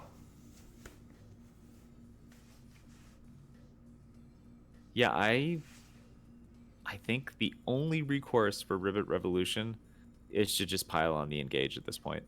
It's gonna be just That is the match for this. maybe a Syndra or Talia pick here potentially. No, will be the Ari. So All right, very I love that pick. very I love that standard. pick. Yeah. I think it's a good pick Look, here. Ari's a great skirmisher, right? And they just picked a Seraphine Wukong Oriana, right? They want to team fight, right? Leo is a great skirmisher. Ari's a great skirmisher. Corki's a great skirmisher. You want to take small fights on your side of the river, and you'll win those for a long time, and until things start to group up as fives. So that's quite a nice comp by Ribbit Revolution. I'd say the ease of execution is higher. It's harder to land the nice Ari charms and get the Leo single target lockdown, but I think the tools are there for them to dominate that side of the map. Yeah, I think especially with last game, with I think how much these teams kind of fought in this early game. As Ribbit Revolution has banned 5 top laners, so not allowing the top laner to play the game at all. So, I don't know if Zaya's been banned out yet, but if I were Fifth Spectrum, I'd be probably picking the Zaya right now. It is going to be a lot of threat on that ADC's life. We need some ADC with mobility or a get out of jail free card. Yeah, I think Zaya would be really potent ban here. Is another top lane ban is gone. 6 top laners have been banned. So we don't like top lane. somehow, We don't- Mbessa have has fun. gone through all these. Mbessa is a very slippery champ, another great split pusher. You want so on Ribbit, right? They want a great split pusher, right? Because they do not want to 100%. group up for these team fights. They would like something that can apply. They do not. Nope. Listen, they're doing the other thing. Ornn might be we're a leaning tank, into, but he's also a fighter, bruiser, mage, assassin, AD carry. True. support. He does it all. He's every class. Yeah. So split pusher might fit in there. I mean, it's down on the list. It's on the list. Could be in the cards. Yeah. As what will Fifth Spectrum answer with here? Again, Mbessa is still available. Mordekaiser still available, but the Shen locked in. How mighty are we gonna make this Wukong? This- Riding in with a Seraphine ult Man. and an Ori ult and a Shen. Man, listen. Serpent's Fang, infinite value. As there's the Zaya you were talking about. I think that's a pretty responsible pick here. That's a good term. Responsible pick. I like that. Yeah, responsible pick. As the responsible Zaya is going to be locked in here. What will Ribbit Revolution answer? This is jungle counter pick. So we'll be interested. They do see the full scope and breadth of the game. What will they choose to pick here? They do have some games on Mbessa jungle, so that might be an option that they could potentially look for. Although Mbessa into Zaya is a bit hard, because if Zaya just cleanses your R, but it will be the Jarvan instead. So trying to potentially lock down Zaya. Another great skirmisher. Yeah, like Red Side wins every fight that is even numbers for like a long time, as long as it's not like a full 5v5. They want to fight for grubs. They want to fight for dragon. They want to, let's see, mid lane ganks are totally great. Especially like the moment Ari hits 6, you just can kill Oriana over and over again. Bot lane's harder to gank post 6, but pre 6 there's good setup. I mean, I would definitely be hovering and clearing down bot. Probably Red Side could just ignore top altogether and let Ornn do whatever he's gonna do. And on the converse, Fifth Spectrum, they want to get to their team fights. They want to pump their combo out and do it on repeat. So I think those are the win cons for these two teams as I see them. 100%. And I think the submarine potential too that Shen has with Wukong engages, I think is really, really important. But again, I think the most important. Hold on, someone is messaging me on League. I'm just telling them I'm casting right now.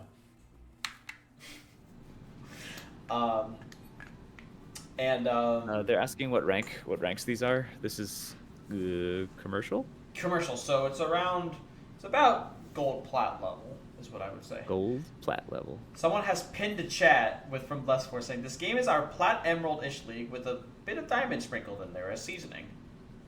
Ooh, seasoning. We like the seasoning. Is there any seasoning in this game? What's up? I did not look at the ranks. Is there any diamond players in this game? I don't believe so. Let me look through. I don't believe so. Noodle is emerald, so that there's at least one emerald player this game. I don't think so. I don't see any in here. No sprinkles. No sprinkles. No seasoning. No seasoning. Yeah, no seasoning. Do have some emerald seasoning. Yeah.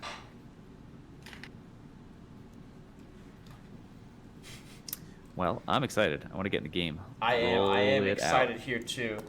They were asking us if we are ready. We are in fact ready. So ready for this game. I'm gonna switch the stream over for you to the League of Legends client really quick. Oh yeah. Let's change windows. Where is my League of Legends client? But no, yeah. So, what is your take on the game, especially as a mid laner?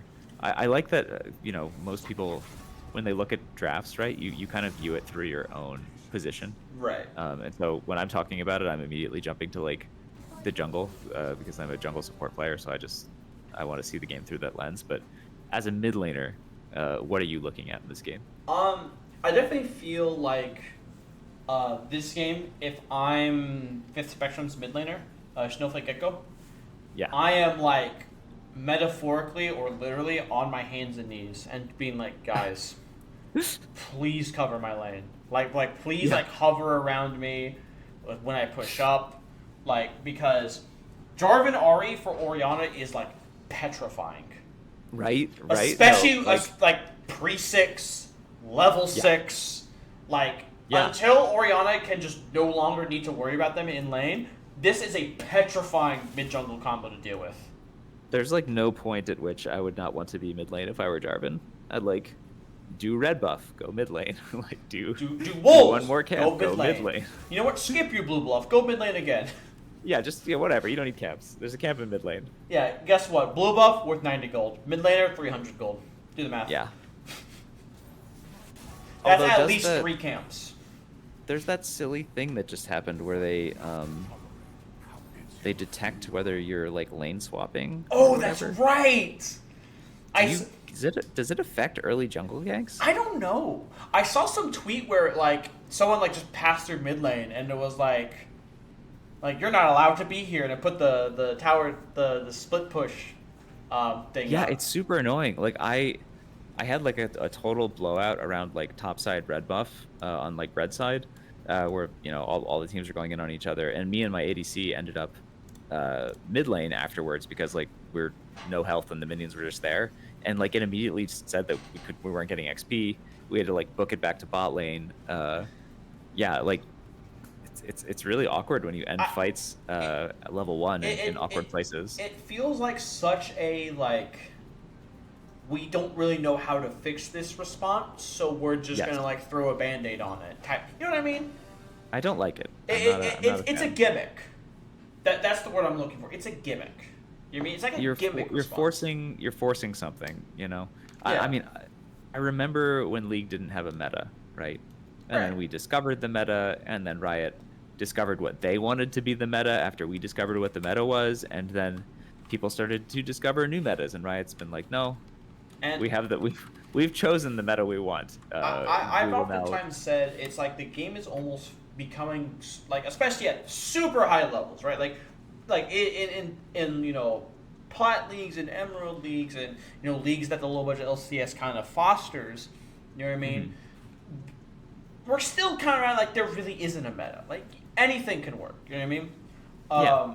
But especially as you get to the super high levels, it almost feels like if you do something else that is not the most optimal way to play the game, you will lose. Because like if you go for like a crazy kind of bot lane, top lane, like lane, okay, we'll just lane swap against you. Like who cares? You know what I mean? If you go for like a unique mid laner, I mean, unless your name is Showmaker, you know what I mean? Like if you go for that, then someone's just like, okay, I'm just gonna pick like Azir and like never interact with you and like outscale you. You know what I mean? And so Yeah. I wish Riot would maybe have rolled this out specifically for like the LCS. right. Like and just I for a while there's been this debate as to whether we should just bifurcate the patch system. And I think they've made good cases as to why for champions you probably want the balance to be about the same. But I think for this particular change, like just do this in the LCS, man. Like don't subject everyone to this just because like the LCS is breaking the game. It's like the exact opposite with like a game I know everyone here loves in Fortnite, where like all the stupid like gimmicky broken stuff was you could play it in ranked. Like when planes were a thing, when swords were a thing, when Thanos was a thing, like you could play that in ranked. And it was like the exact opposite, where it's kind of like there's no real skill expression just because someone sprinted to a thing and got in it first, and now they're just one-shotting all of us. Yeah. So yeah, like I hope that Riot will just make this an LCS thing and free us from because how many times like in towers. like emerald lobbies or like diamond lobbies or things like that, were you like actually running into lane swaps and people are playing it effectively? It's not a solo queue thing, no. And even in like pre-mades, I so rarely see it in like diamond leagues. Maybe it happens in like the like Master Plus. But even it happens maybe like, hey, we've been practicing this for this 2 weeks, like let's just try it. Yeah, because that's you have to have reps on it, right? And you just do not get reps on pre-made teams with other pre-made teams like as often as an LCS team would. So it's like and like I think it's fine to bifurcate the systems to a certain extent. Yeah, no, 100%. And like I said, I appreciate them trying though. Like I think that's a really good thing. No, like, someone in chat said that it's it sucks watching lame swaps in the LCS, which is true.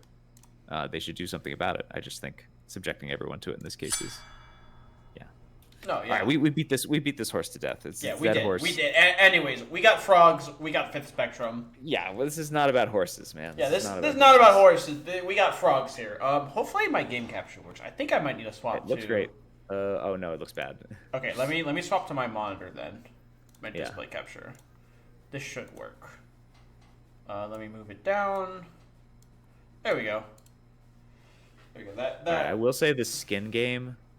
On the side of the frogs is quite spectacular. I hope people can see it. All right, check this out from left to right.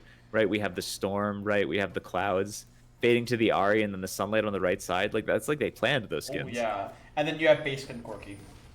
Yeah, Baskin's Corky, but he's fine. He's got a little sunlight in there. It fits. I mean, he's just a chill little guy on this plane. Yeah. I mean, but we are now officially on the Rift. Game number 2, hopefully get another complete banger like we did in game number 1. Hey, where's Corky from? I believe I want to say Vandal City. When do we get our main character Corky? Dude, please make them please Riot. Also, if you see the stream closes, because I tabbed out so I can open up Twitch chat. But please, Riot, like give me like the new cinematic for the next season be like Just Corky. I Corky. just want I want Corky lore, right? Because I'm pretty sure he doesn't have any lore. I think he's just like a dude in his plane, Yeah. and like somehow he got hex tech, and so he built a plane out of it. He's got all the lore of like Linus from Peanuts. Why wasn't riding Corky his- in Arcane, honestly? Yeah, he could have been in Piltover. I wouldn't Yeah. know. I mean, just make it canon, whatever. Yeah, exactly. Just make it canon. What's the worst that could happen? He'd have a show about Corky. That's probably the worst thing. Well, I mean, like, I feel like that would be crazy, no? Like, a show about Corky? Okay, all right. So time to talk jungle starts. We see J4 pathing down, which is what I would expect. Wukong pathing up. That's a fair choice if you think you just are not going to have prio bot, which I think is most likely the case here. He just wants to get his full clears in and go towards 6 as fast as possible. So both reasonable choices, but that means that J4 is going to be able to play the game pretty hard. We see J4 going for the 3 camp clear. We'll see how that works out if he cuts across mid with his level 3. Yeah, And the bot lane, exchanging spells gently. Yeah, remember, last game we thought it was kind of going to be like a farm fest, and then Icarus Feather just hit some crazy bindings on Xanilin. Oh, yeah. And kind of got that bot lane off to a great start here. Taunt is going to come in from Silky. Hitting low price target. There is no Shen. Nasus. So much damage on Shen. Oh, yeah. Shen. Sneaky early game damage. I feel like he surprises a ton of people with how much damage he can do early game. All right, J4 does do the 3 camp into the mid gank, as we were anticipating. Channeling back, the wave's not in a great spot for this gank. He is going to invade now, but he doesn't really have prio on this side, and he's about half health. Wukong's clear is much healthier than his, so kind of an awkward place. He's on the blue buff now. It's going to end poorly for Jarvan. My spot. Meanwhile, in top lane, Shen slapping. Shen will be able to go first to the play. Shen could move here. Lowcrest has to absorb away. Chubtoad and Nin Penguin. I believe Nin Penguin actually got that smite off, and I was going to chase down Chubtoad. Chubtoad now in a little bit of trouble, but Noeddle does rotate over, protect his jungler, and kind of save him so he can go clear his bot side and not potentially avoid, a disastrous situation. Yeah, I think that's really rough for Jarvan. Wukong gets his full clear. Jarvan's tempo is totally scuffed now. Isn't there to help his bot lane and press the issue. This is a kind of a rough start for red side. A little bit of a rough start as Corky gets chunked out there, and that's the thing, right? With Corky really wants an aggressive bot lane, but Seraphine's just this big neutralizer.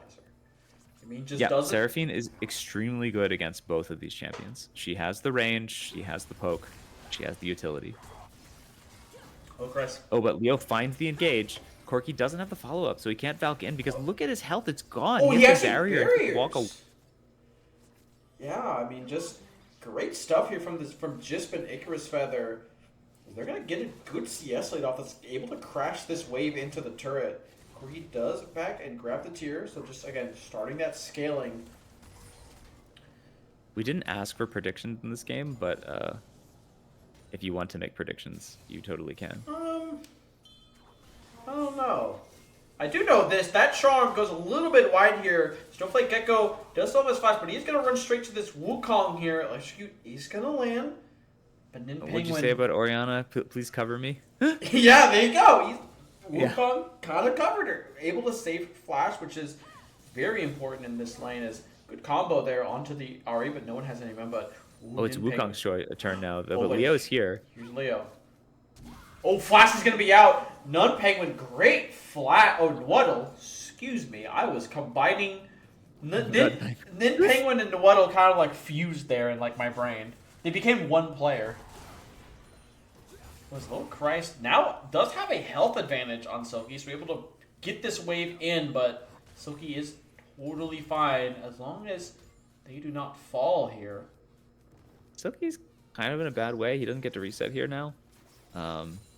The waves did not work out for him in terms of management. Meanwhile, blue side is doing just amazingly. They got out of those mid ganks.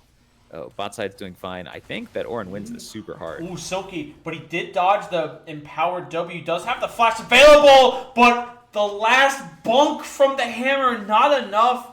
But Silky is going to be forced to reset here. Does have that level 6. Oh, he's going to stay. Silky's staying. Silky believes. Yeah, Call of the Forge God is now available, but I don't believe Silky's is in lethal. But Little Christ is going to try it. Anyway, that's a call of the Ooh. poke god. Call of the Poke God falls just a bit outside. All right, J4 trying again for the mid gank. Bonus It points is if you know that set mid up. from. The wave's in a good place. Ari has 6. This is the Charm time. is going to land here. Snowflake Charm's Gecko gonna land does still have huge. the flash available.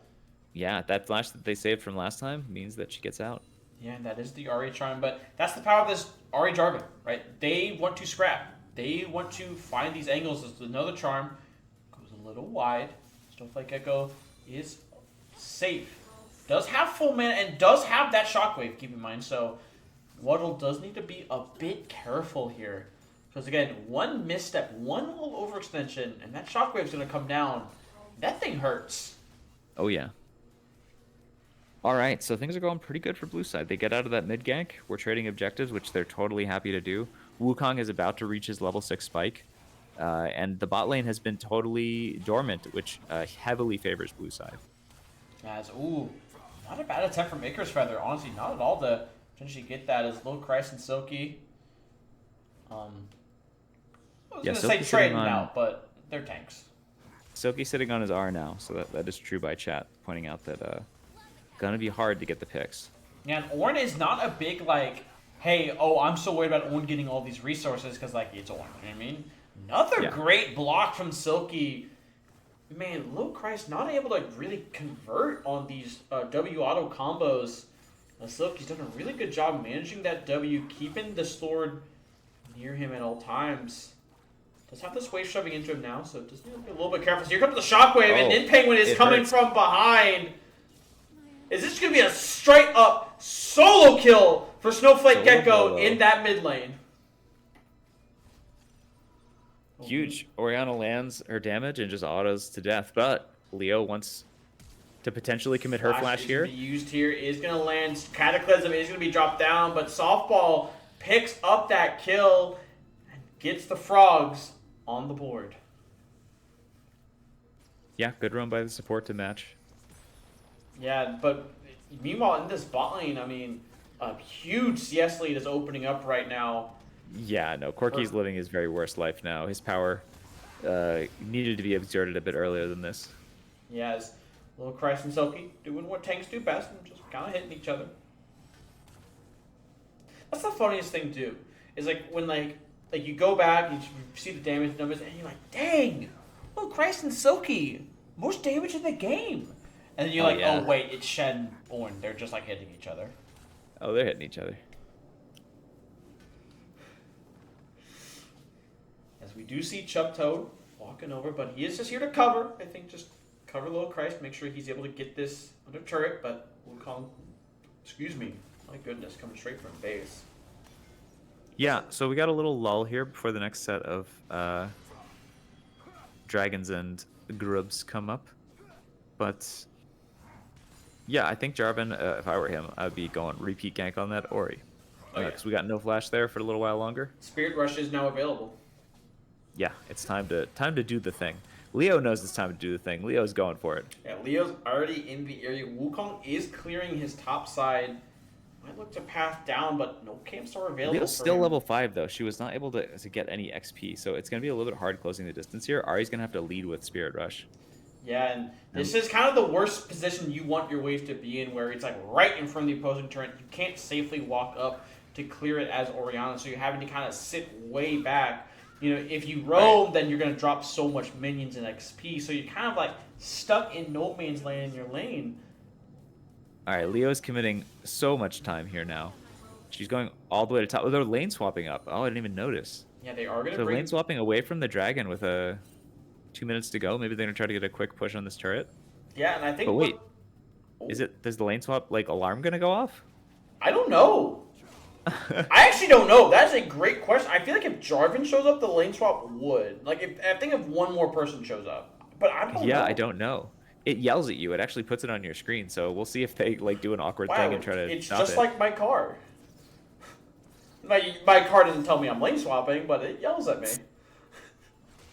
All right, J4, a little bit of vision scrap. There's numbers here for blue right now. Here they are. Weirdly, we have sort of Ornn down here with the ADC. Leo hovering in the river because I don't think she's allowed to be in the lane swap place. Yeah, But now and everyone is topside in this like weird we're ball waiting. around Grubs. We're waiting.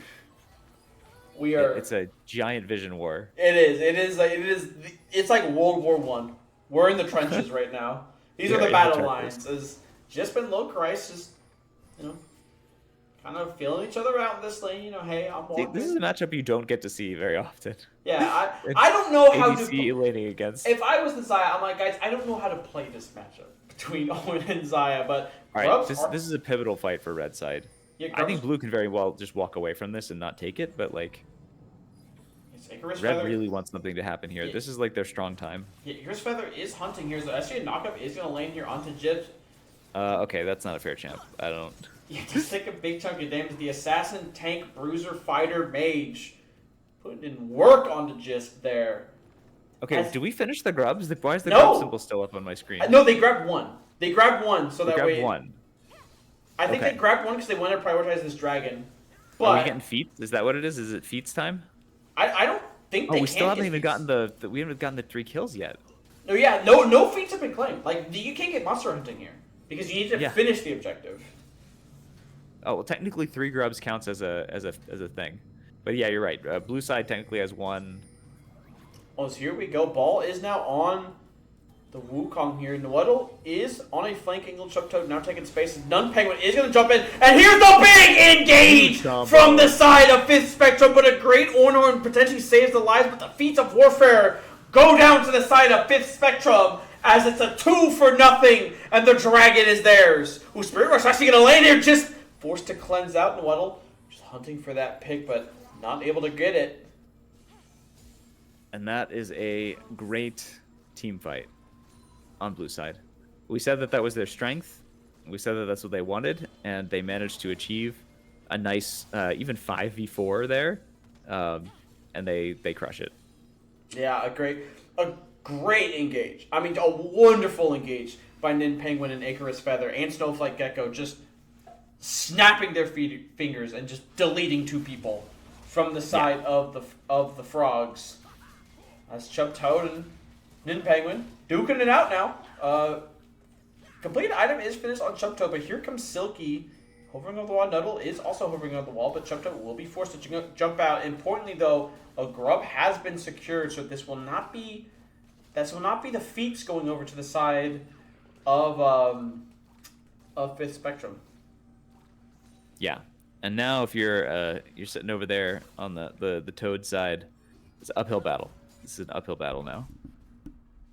Right, I mean, you've got to find picks. That's what your comp wants to do, right? You want to find picks. You got to but- skirmish. Anytime you roll up and you see the other guys have also rolled up and everybody's rolled up, you don't want that. We can't have that. Right, Got to and- find the smaller fights. And I feel like the picks have to be on this Snowflake Gecko or Icarus Feather. Those are the most immobile champions in the game right now for the side of 5th Spectrum. Yeah. Got to prioritize your targets on them as Low Christ and Silky duking it out, but this is a Heartsteel Shen, so he does hurt a lot. Yeah. Sitting on a ward there, softball, playing hardball. Good joke. As Triforce is about to be finished, I believe, for Xanolin. I don't know if he actually has enough. I think he's like 300 gold short of that all. No, he's probably like 1,200. He might have it now, to be honest. I realized, oh shit, what the fuck am I doing to the camera? Oh no. Hold on. I'm not an expert at this camera control thing, but there we go. That's a little bit better. He does actually finish the Triforce here. Oh, Ari going for the charm. Goes wide.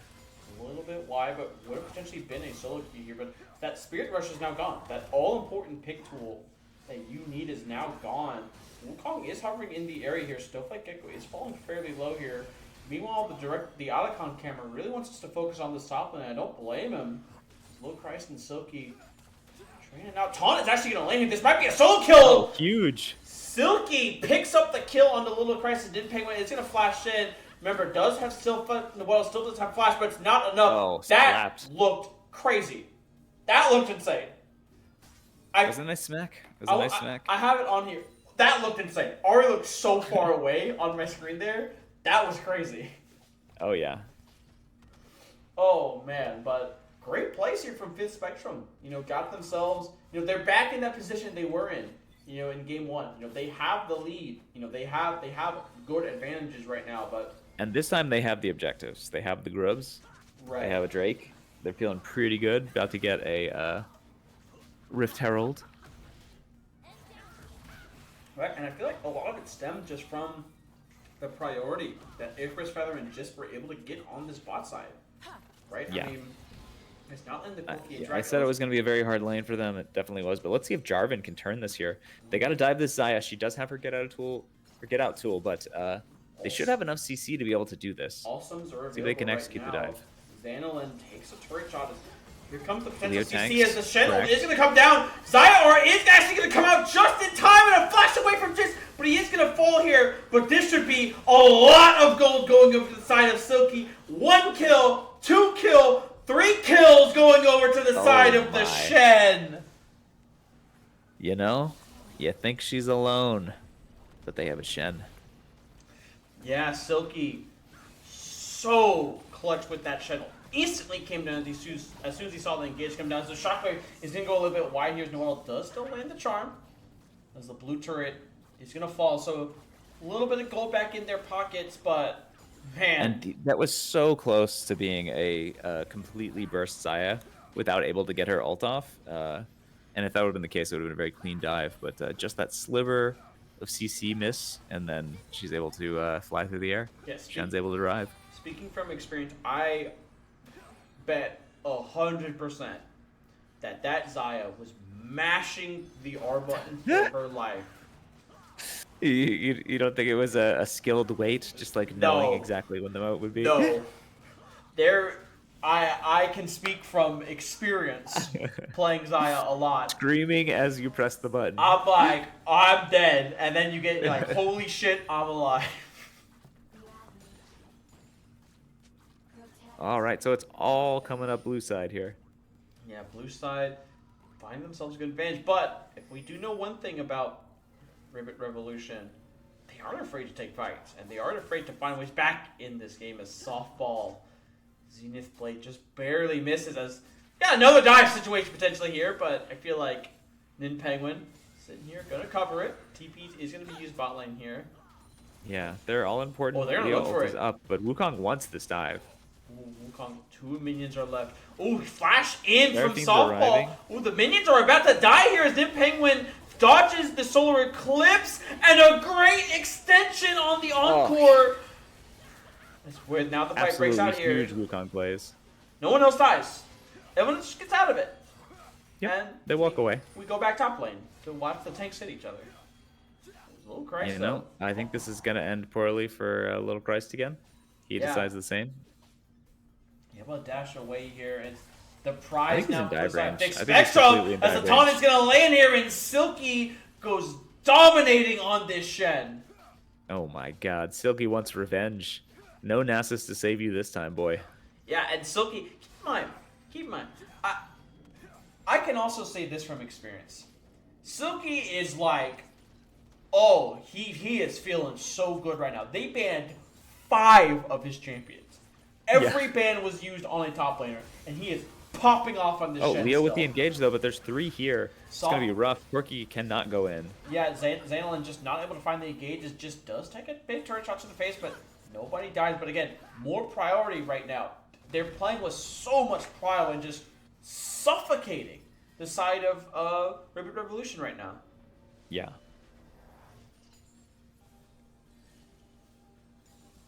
At what point do we get something like Titanic Hydra for Shen? I mean, I think Shen can build anything he wants right now. Shen could probably go like Hubris and it'd be fine. Yeah. I mean, like, seriously, I don't know right now. Right now, on the side of the Ribbit Revolution, they need items desperately. I mean, like, they need to just slow this game down, right? Man, every time I look at chat, somebody's flaming somebody's build. What are all these backseat builders in chat? Man, listen, there's like a common thing in the OVLCS, by the way. So it's fun. So when Victor gets played, the common trend is for everyone to disagree with this build. Even Oh, if yeah? it's the correct build, they just disagree. There's nice charm to land here from Noeddle as Xanilin actually Valks in here. Ooh, the Q does not land, but the Shockwave does! As Shady Gecko picks him up with the Shockwave as Noeddle is forced to Spear's Dash away to the safety of his team. But Ruinous Otacon, I believe that's Ruinous or Voracious. I don't really know the difference. It's an Otacon. We'll see if roses pop out of him. Listen, as one of my good friends would say, Knuckles right now is being taken from the side as the Encore is going to land here onto the Orn, but a great flash there. We'll call the Ornhorn is going to be maybe a bit off more than they can choose. A great 3-man knock rate, but where's the follow-up damage? Honestly, like, as red side, you have to... Oh, no, you got... Okay, we're good. We are back. Okay, we have to press the fight as red side. Doing Otacon, this is the best chance they're going to get for this. See if we can pick someone off. We see a dead Seraphine on our screens. But using Cataclysm wow, we put the walls up. Cataclysm is a big commit for that. But we still have... they're going to have to pull off Otacon, and they should flank. They can get more here. TP is they're just going to choose to go on the Otacon themselves. They are That's now a bit back sketch. on it. Remember, no ultimates available. Cyclone is still available. Featherstorm is also still available. Low Christ to take a big chunk of damage from the owner, but a double man knockup as here comes the fight. A shutdown goes onto the Wukong, but a great Shen W protects everyone, and it's going to be a complete wipe for the side of 5th Spectrum. They had to do it. But it's not over yet. Let's keep watching because Otacon is still trying to be done, and I think J4 is going to go for the steal. Oh, but now a big Shockwave ends his life, and all the sadness in the world has befallen the red side. Yeah, that is going to be Voracious. Voracious, that's the one. Voracious. We're living forever. There's a red one. I like the play call from red side. Blue side is kind of vulnerable while they're doing that Otacon, and I think if they were just a little bit more patient, they could have maybe sniped them when it was low. But the early engage means that the Otacon is now hitting them, and then the worm turns, and red side ends up falling. Yeah, and I think also just the ultimate economy there in that fight, right? You still had Cyclone, you still had Featherstorm available. Meanwhile, you had no... As we get a little bargaining in chat from Noeddle with the "Okay, hear me out." Okay, hear me out. Okay, we get the casters. Listen, I'm here for 3 50-minute bangers. As and we'll see kind of where we go from here. That's the one thing right now about the Ribbit Revolution, right? It feels like some of these fights are really teetering, right? I know with the Voracious Otacon, it's now going to be really hard to pull off these fights, but those last couple of fights, man, like, you get an ultimate back up here, you play a little patiently there, right? And we could be talking about a completely different game. Yeah. Yep, but the types of fights that have been happening just favor blue side a little bit too much, and the execution of the Orianna has been quite good. And then we're not even mentioning the Shen, who's just been having the game of his life up there. Yes, Silky. The Titanic Hydra that someone mentioned in chat is now going to be available, but I mean, first one of Silky 200. is a good name. Silky is if I could go back and choose a name, I probably would not have chosen my high school screen name. Would have gone for something different. No, I mean, look, I've been thinking about changing my names for so long, but I have too many of my collegiate jerseys have the name on it, so I was like, I don't want to have to buy a bunch of jerseys. Here's a big engage here. Nin Penguin is down in the back. Remember, the Voracious Otacon means that you can go for these kind of... That's Icarus Feather picks up that one. Wukong picks up another, and Nin Penguin's able to flash out, but the Shen ulti did protect him with Root lands here from just onto softball. As Snowflake Gecko and the rest of 5th Spectrum are looking to crack the base in 24 minutes. Charm lands, but it's not going to do all that much. Ornn engage coming. There's a world where blue just takes this fight. Oh, nice shockwave though from Snowflake Gecko. Oh, the good knockup lands here onto the Xayah, Xayah, but he's going to go down. That Ornn, not as tanky as he was last game. Oh, they're not going to go for the win. I was going to say, not as tanky as he was last game at this point, as 7-0-7 on Shen, 6-1-4 on the Orianna. 5th Spectrum are having themselves a game. We have Baron up, just spawned. I expect to see blue side go posture. Maybe. I mean, I think you could. I mean, you just kind of walk Baron and try and take the bot inhibitor turret, take the bot inhibitor and try and close this game out. But if you're the side of the Ribbit Revolution. It's all about finding a pick, right? Like, catch someone overextended. Catch someone maybe, feeling themselves in this game. Like, oh, I'm having a great game, living my best life, out here. And then catch them when they least expect it. There's a lot of people on Ribbit Revolution, or a lot of people on multi-dimensionality they're living their best lives right now, so they're susceptible. They are susceptible here. I feel like if you're going to go for a pick, should not be the Shen. That Shen is really tanky. No, he pick... Yeah. Does a lot of damage. Yeah. It's actually They want him, though. They want him. He does have the biggest shutdown. And that is also true. He has a massive shutdown. Orianna also sitting on a 500 gold shutdown right now. The vision control right now favoring Fifth Spectrum here. As how will we see them kind of approach Corki trying to get that 2-item spike, trying to finish off that Merman, and Nin Penguin now bot lane here, covering Shade Snowflake Gecko. Not letting him is actually going to engage here onto Nwaddle here, but a good charm and a good Spirit Dash to get himself out there. But again, another all-important engage and pick tool blown before a fight, potential fight. Yeah, but that Wukong ult is also valuable. Right. That's like the kind of key engage tool. I feel that both teams have been able to utilize. You gotta remember, again, for those who are just tuning in, Revolution used the Wukong Seraphine to their advantage in game 1 and took Look, they say Baron be damned. We're just gonna push this turret right down.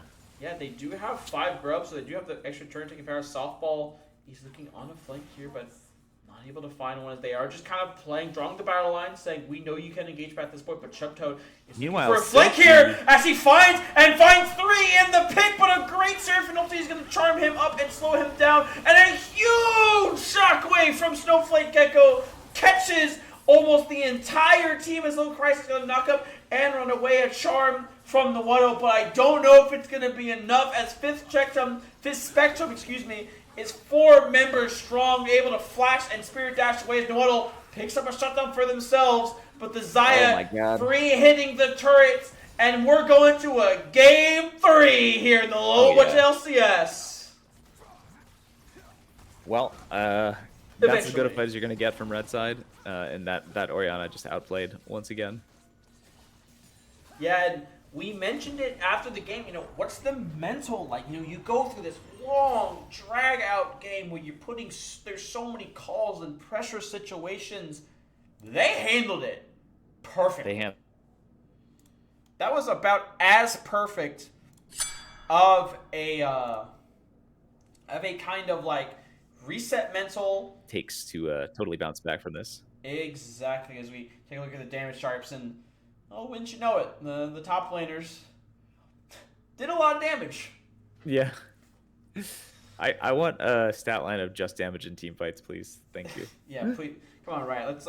Let's expand the stat. Like all the LCS gets all these cool stats. Like why can't we get them? Yeah, we're worth it. We're worth it. We are, but no, in general, a great game plan too from Fifth Spectrum. I feel like kind of assessing like, hey, let's play with pressure. Like let's just get winning lanes. Let's push these winning lanes, and I feel like I mean I think they won draft in terms of execution, and they had a winning lane and bot, right? Like that Seraphine lane is miserable for the Leona to play into. Mid lane was weak. That Ahri Jarvan was potentially super threatening, right?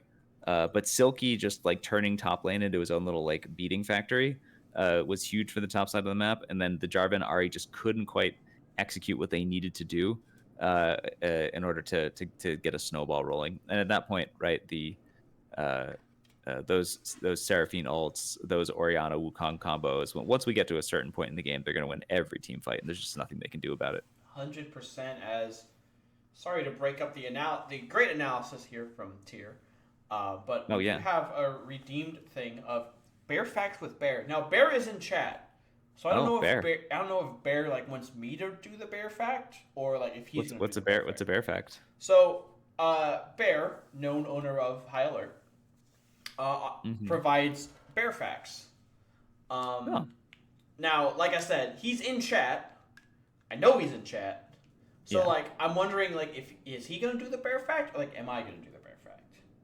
All right. Well, I'm gonna go get a drink of water, No, and you figure out what the bear's gonna do. you are 100% okay. Go get you some water. As again, great games.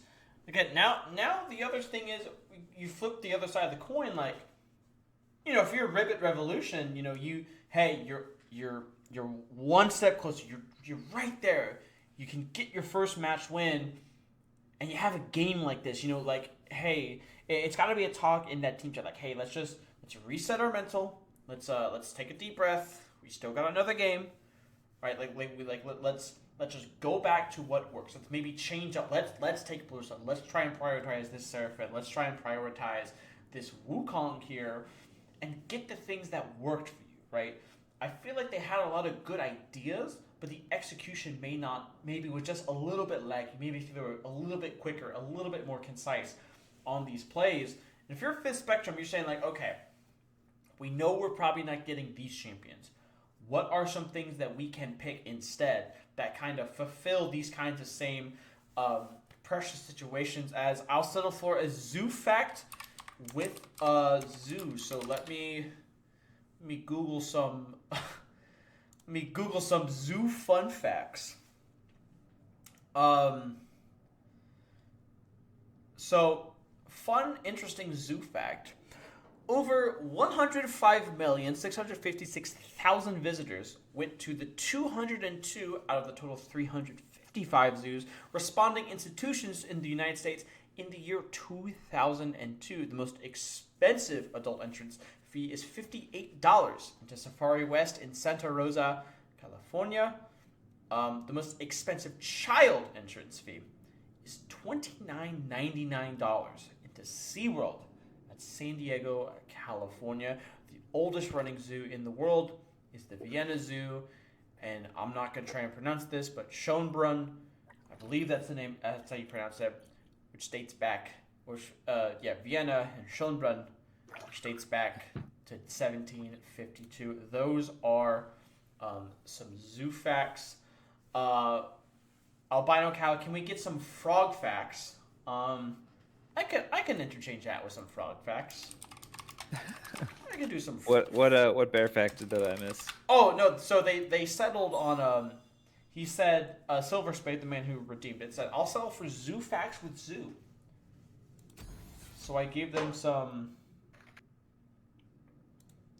Your game version. Oh, I had to, I guess, do a patch before I joined. Interesting. Good game design. But I was saying while you were gone, other than my zoo facts, that if you're Ribbit Revolution now, right? Like, you are on the doorstep of your first match win. That's the thing people gotta remember. These two teams are both looking for their first wins of the season, right? You were on the doorstep of it. Yeah. And you kind of got walloped in that game, right? So it's all about just kind of, hey, let's reset. Best of one now. Put that last game behind us. We know what they want to do. Let's make those adjustments.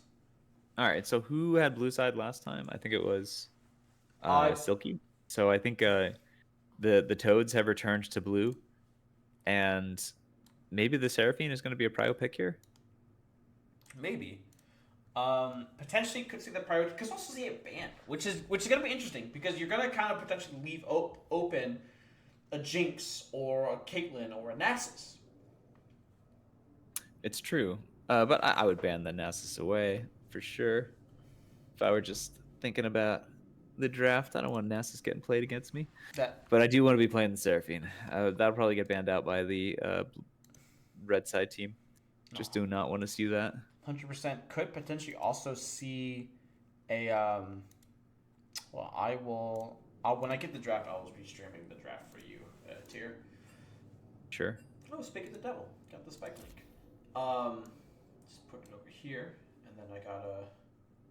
Oh shit! Wait, hold on. Where is my? There it is. And then I will change my windows to be able to stream this for you. Change windows. Which one is it? It's this one. But no, yeah, like I 100% agree. I think that I think that the ability to kind of get that all important Seraphim, because I think it's been the follow ups and also the counter engage that has made Seraphim so impactful in these Yeah. kinds of games. It's really dissuaded these like full dive comps that that both teams kind of want to pull out. Do you? I guess you're a mid laner, right? You don't really know the Seraphine counters. I don't really know the Seraphim counters. I do play a little bit of AD carry, but I mostly play like a bunch of Jhin.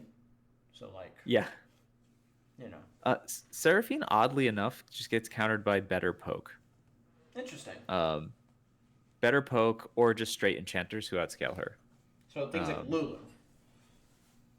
Lulu is not a true enchanter in my book. Ah. She is a utility enchanter. I just dropped you a statistical analysis of this Ooh. in our personal chat. Ooh. Oh my goodness! What the hell? What the fuck? This Yeah, is and crazy. yeah, I do Is a little is these I do a like little thing on the all side. the supports in the game? Yeah, as of a few months ago, but I'm probably gonna update it pretty soon. Oh my goodness, dude! What the heck? No, like Yeah, I'm gonna be yeah. honest. If I did this for mid lane, this thing would be like like the pixels would literally be like pixels, like little like They squares. would. They would like generally be like pixels. For those in chat wondering, Mr. Tier sent me this like really cool plot graph. I don't know if it's a plot graph. It's like a square graph kind of thing. It's a heat map. Heat Yeah, it's a map. heat Thank map. you. Of all the support matchups, like it's crazy. Yeah, I think it was one of the more interesting things that I've done with my stats background. And if you wanted the mid lane one, this would be there. Oh my god, there's a mid lane one. I want to see. Yeah. Holy shit, that is massive. Yeah, I'll drop it in the chat in case people Oh want to yeah, investigate. this is cool. Thank you. This is really cool. I like this a lot. I'm gonna pin this so I can hold on to it. I find it to be very useful for my solo queue games, just trying to quickly figure out how to make a comp. Someone is asking for mods to pay out the thing. Obviously, I am not mod, so I cannot do it. But I do think what is going to be pretty interesting this game is maybe not just the drafts, but kind of how these teams play, right? Because it is game 3. This is a pressure situation, and I know a lot of teams kind of like recluse into kind of like, oh, let's just scale, let's like, play for comps, play for team fights. Although some teams really take game 3 and they go like full balls to the wall, like let's pull out all the stops. I really like when a team will take a risk and try to riff. I think that's one of the reasons why the fearless draft has been so appealing, is because you kind of get to the end of the road and people's pools start to fall away, and you might end up with weird picks, weird extra things. But I think probably from this we're gonna see the comfort. I think we're gonna see Seraphine pick band. I think we might see a return to a Mumu if it's still up. Right. Yeah, I think probably what was the thing that the Frogs had success on game 1? Like I would expect them to try to go back to their game 1 combo. Mumu was really good, but I think that was for Fifth Spectrum. I think they had the Mumu. Frog had Wukong Seraphim. They had the Zaya, I believe. No, Fifth Spectrum had the Zaya, right? You got the draft. My computer crashed in the intro. Do I have the draft still? I don't know if I have the draft, to be honest. No, bring us the draft. This was game 2 draft. Oh, I do have the draft. It was... show it. So Ribbit had... they had Varus. Now, Varus did go on hit and didn't really do much, but I feel like the... Whoa. Varus did some. He did some. He didn't do a lot in damage, but he did do... He wasn't pumping out the deeps, but he was... He wasn't pumping out the deeps, yeah. He does the follow-up. Yeah. The ability to start a fight. Like, that proved kind of invaluable in that game. Whereas, again, in game 1, or game 2, Fifth Spectrum, they picked away the Zaya to counter their dive. They had the Seraphim to kind of they had a lot more ways to kind of answer the dive tools that Ribbit Revolution wanted to throw at them. Yeah. Yeah, and chat, keep in mind that the symbols are not representative for game 1. The sides swapped around. Swappity. Yes. Swappity swappity. Yes, the big frog and the blue square do not represent where they were. Terms and conditions apply on Terms and on these conditions big frogs. do apply. You all signed the waiver when you jumped into the stream. I believe we are just waiting on a couple more people. Blue side is ready for draft. I'm just saying casters are ready, as we are hearing that Silky is having some technical issues. So hopefully we'll get those sorted out. Now I don't know how long this game is gonna go, but at a certain point I am gonna abandon you, but hopefully it ends before then. No problem. Speaking of abandon me, I will need you to entertain chat for about 2 minutes. I can do that. I can do that. I'm gonna have a heart-to-heart with chat. I need to know. I'm new to the league. I'm new to this low-budget LCS thing. What should I know about LB LCS culture that I wouldn't just, get from reading the various chats? Who's been here the longest? What are the meme things that come up again and again? Who do we hate? Are there like nemeses within this place? Are there people that are known to be, I don't know, running their mouths, degen stuff? I don't know. Give me the deets. Give me the dirt. And then I stare at chat and I wait for something to happen, and nothing happens. I believe that means that everyone here is an angel. We've never seen trash talk in the LBLCS. As you entertain chat. With chance does lick toast. That I've picked up on. He does lick toast. He does in fact lick toast. I'm surprised. Technical difficulties are expected and almost celebrated in the Spectate client, of course. Amazing. It seems like everybody in this community is very nice. There's no nemesis. There's no dirt. I asked for it. I did not receive it. So, no, but no. Like the community of LBLCS is awesome, right? I mean, they have been. As I'm being invited to an ARAM game or arena game, I will be politely declining that. But the community here is awesome. I mean, I've met a lot of really good people here. A lot of people I would call. How long have you been around LBLCS? I have been playing since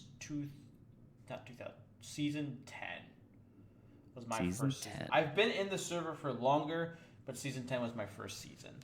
Debuting, of course, the Rat Kingdom. You're a Rat Kingdom member? So I'm on Rat Milk this season in executive. Okay.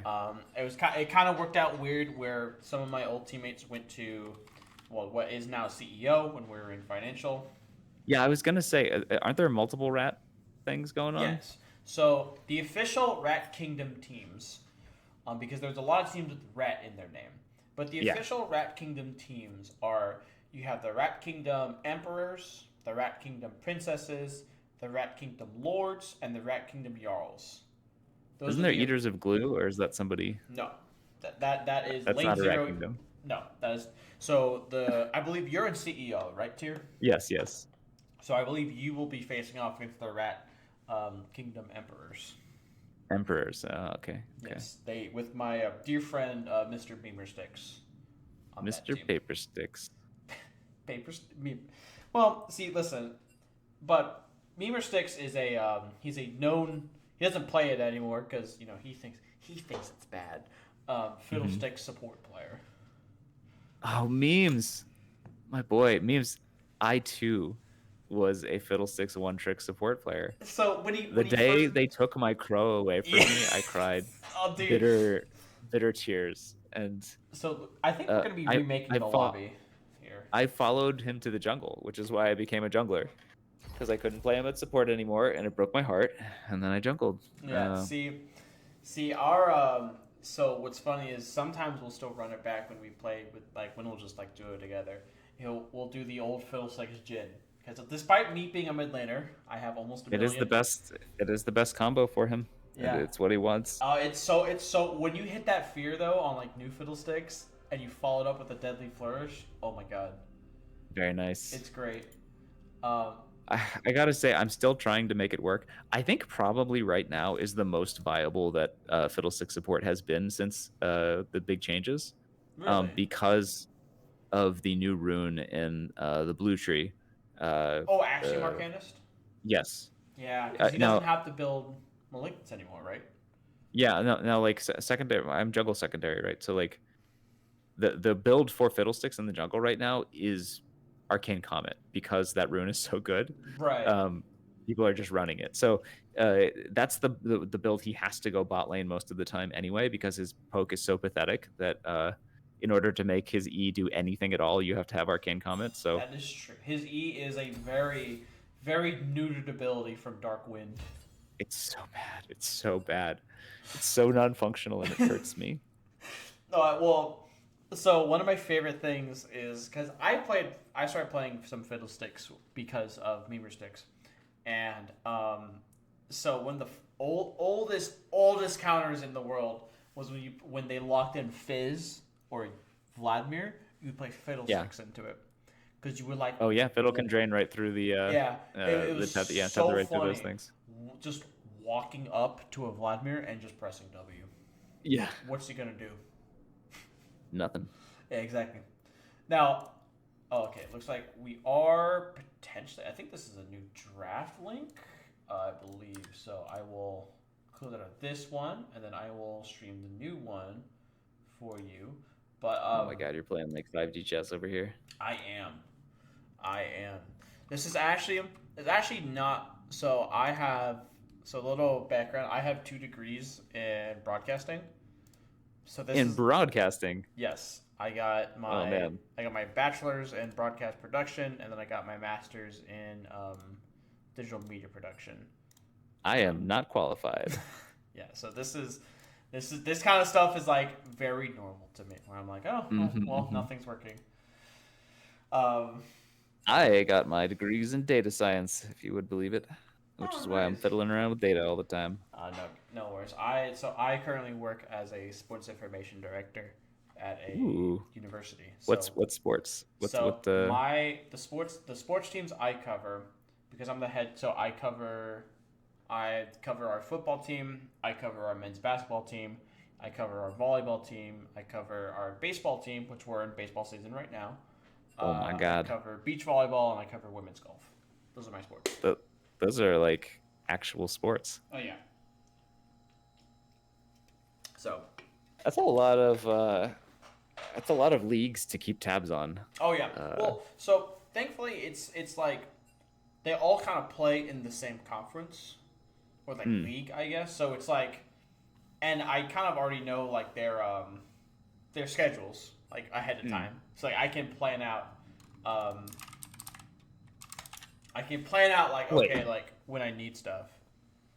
Whoa. So you work all day casting, then you get off and you Oh no, I don't time cast. and you're like, Actually, my and you're like, I'm gonna cast. my Okay. assistant does all the casting. So like, Okay, what okay, I do is I do like all like the website stuff, the social media stuff. When we have games, I do their statistics. Like I do all that stuff. So I don't. Our assistant is actually the one who does the casting.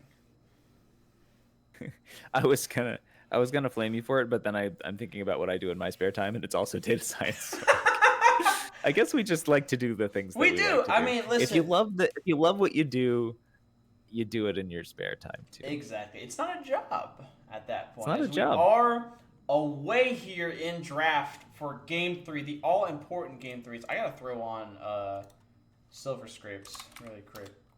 Seeing some ready checks. Sticking with the Kale ban. We don't like that champ. ADC hate from Fifth Spectrum. Every game they've been throwing it out there. Man, AD carry bans. What did Jinx do to you? The most generic AD carry. She doesn't do anything to anyone. She's just existing. She kind of like blow up the Counselor Tower in Arcane. I mean, she did do that one time. But like she's just a quirky little girl. Like you know what I mean? Like, Okay, Oriana ban. That's real. So that is a new ban. So remember, it was Kale, Camille, and Nar all banned. Yeah, we're gonna drop the Gnar too. I bet you. So I bet you. it's gonna be interesting. Actually, no, they cast a curse right there. Just instantly pick the Gnar, or instantly ban the Gnar. Oh. But I am streaming in Discord. This one, right? Oh, you're right. I'm delayed. Yeah, you're good. Oh, and then Nasus ban. And then we'll be No next. Susans. So Seraphine. No Pupper Dog. Ooh, they haven't banned it yet though. So they're probably No, it's just- 100% a Seraphine pick here. I'll eat my socks if it's another Seraphine pick. Nasus ban is gonna and the Seraphine, Insolok you have to eat your Seraphine socks. That's how this works. is gonna be. No, I don't know if we want chat to eat. That's their how it socks. works. You can't argue with it. I It don't sucks know if we sometimes. want chat to eat their socks, but Seraphine is gonna be picked up again. Right now, undefeated in this series. 3-0, so it's gonna be interesting. Do Fifth Spectrum take away the Wukong that has been picked so much with Seraphine? Oh, And it yeah? looks like they will. All right, well, we're taking away some of the combo. But there are plenty of other circles. We've seen them. Jarvan wouldn't be bad with Seraphine. Lock someone in the pit, Yeah. Seraphine all right over them. But But circle. I'm a fan of any circle. and, All right, and we see the Xayah anticipating the circles. Alright, so the only counter to her circle is a triangle, which is kind of what she makes with her Featherstorm. It's such an awkward first two picks though, because we have Wukong wanting to go in and Xayah wanting to fight backwards. We're fighting in opposite directions in our first two picks. Yes, Risen Esports raiding with a party of 39. Appreciate the raid here. We are in Game 3 of an absolute banger series. Game 1 went to 50 minutes, and we get the Kindred Galio combination Oh my. for Ribbit Revolution. Gonna live forever. Oh yeah, this is a staple combo. Kindred just runs up, takes a lot of damage, presses R, Galio R is right over the top of them, gets a big knockup, makes everyone kind of scatter, either make a choice, either scatter out of the Kindred R or get hit by a big knockup. So, Yeah. see, Vigar is now going to be... Technically, Seraphine can pull them out with the taunt as well. That is true. Now, it is going to be the Vigar here, though, for Fifth Spectrum. So, we have a big circle from Yeah. Kindred. We have a bigger circle with Galio R. We're just making art. We have a big rectangle with Seraphine R. Mm-hmm. You have a pentagon with Vigar, a triangle with Xayah, and another circle. Wow. Tell that to your geometry teachers. I don't know what that equals. I don't do the math. Lots of numbers, lots of equations I don't remember. Mm-hmm. As we already see the Camille now taken away here from Ribbit. Interesting that they wanted to take away the Camille. I would honestly want to think they might want to pick it, because Camille, Galio, Kindred, Seraphine just sounds completely disgusting as a combo. They need a trigger. Blue side needs a trigger. They're building. Okay, so we're building a team fight comp with Seraphine and Galio. We have Kindred who wants to apply early pressure, but we probably don't have a ton of prio in mid lane. Oh no, yes we do, because we have Vigar. Sorry, so we might have prio in mid lane. Top lane we want prio so that Kindred can abuse the top side of the map. Ganking bot's going to be hard. Xayah's too slippery. Whatever support you pick with her, she's still going to be too slippery. So Kindred wants to play topside, and that means we want to pick something that is able to bruiser or really apply prio in that top lane, and then you can really abuse the jungle. But also, you need a primary engage tool. So it kind of the number of champions that fit that bill are pretty small. I think Camille is one of them for sure. That's a good call. I'm kind of blanking on what else it could be here. Just gonna hover through the champion pool right now. I mean, getting Kled? Prio top lane could be Kled, although Kled as a blue side blind pick is a little risky, especially because we've seen Silky after that game 2 performance completely pop off on that I don't ship. hate Pantheon. I don't hate Volibear. I don't hate Bulber either. This would be a good pick. I love this pick from Fifth Spectrum, picking that Zillion here again. Very nice blind. Yeah, there's not a lot that they can. Yeah, it's a hard lane to punish. Yeah, it's a hard lane to punish, but most importantly, if someone's falling low in Kindred R and gonna get knocked up, that Zillion just keeps them alive longer. Oh my god, we're just stacking on this silly thing. Oh, we do see the Volibear coming down. We do see the Volibear here. Now look, But with the Zillion slow, I don't like it as much anymore because he's gonna go like 2 miles an hour and he's never gonna go anywhere. If you're fifth spectrum here, and this might be a crazy call out, especially in the Volibear, because like you do lose Prio top lane. Swain as a scaling top option, if you can survive the laning phase against Volibear, Yeah. is just get stupid value this game. Yes, Swain Zillion is an unholy combo. Especially because you now have Kindredar, too. And you have a tank mid lane named Galio. Yeah, there's a Sivert that I like. That's an ADC that rounds the comp.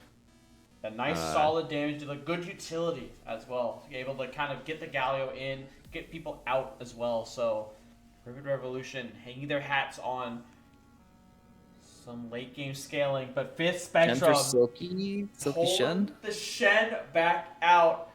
Had a monster performances on this game too. I believe there's 7-0-7 on Shen really is a great pick against these auto attackers. But they're not as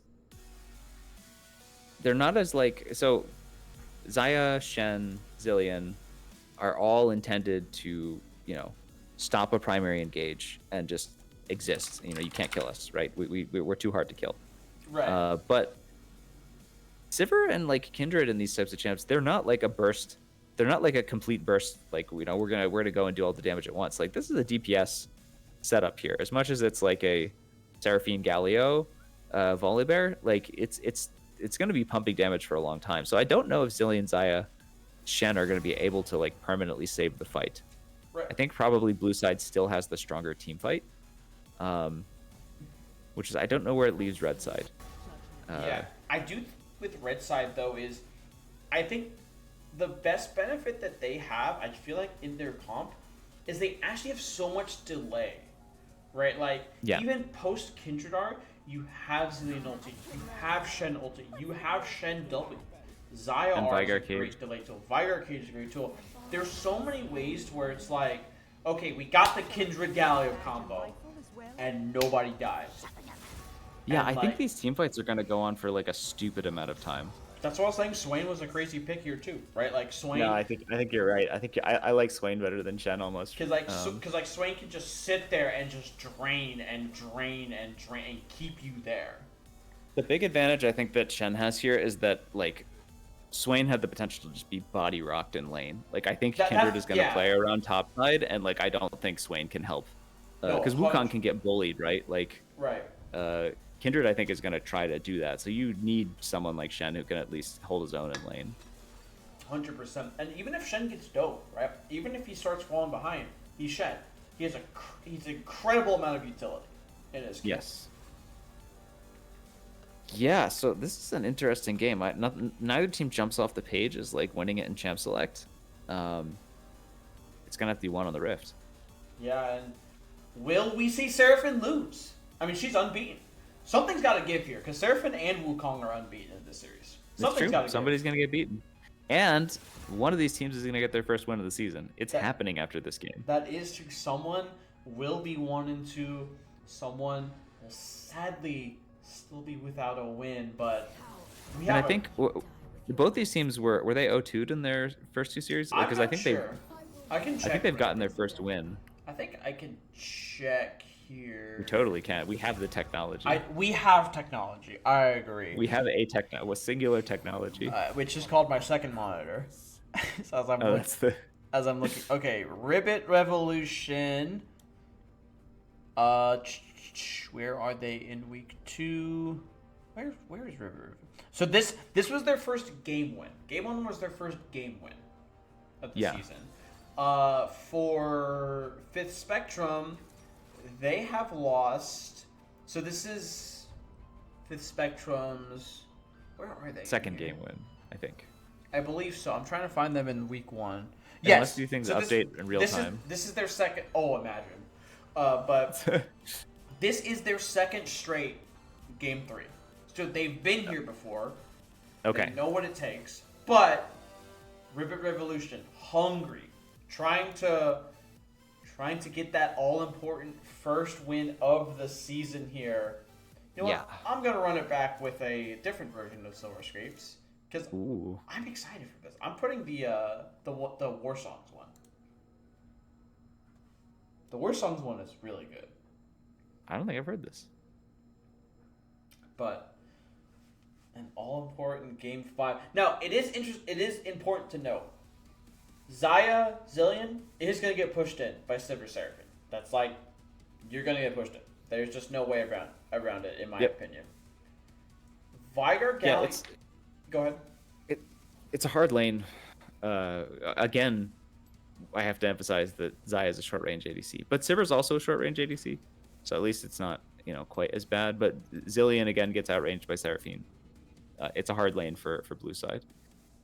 Right, and looking at that mid lane, I think what has to be known and like what needs to be seen is how does Nwaddle, can he pressure Vigar? Because if Vigar is left to his own device and just allowed to farm, you get the same problem you had with Nasus in Game 1, except on the other side, right? To where you now have this ridiculously fed high AP mage who can if you look at him strangely, will just completely obliterate you. Yeah. Right. So you have to keep that in mind when you go for a lot of these plays, especially if you go for top lane plays. You have to make sure your wave's in a good position to where, okay, we're not letting Vigar just kind of balloon this AP scaling, his passive scaling, to astronomical heights while we're around making plays. Yeah. Yeah, it's a favorable lane for Vigar. Top lane is probably favored to Volibear at some point. Actually, I don't really know. How much does Shen slap? He slap. He be hitting. He does be hitting. I want to see. Are you consulting your I am. I'm consulting the Matrix.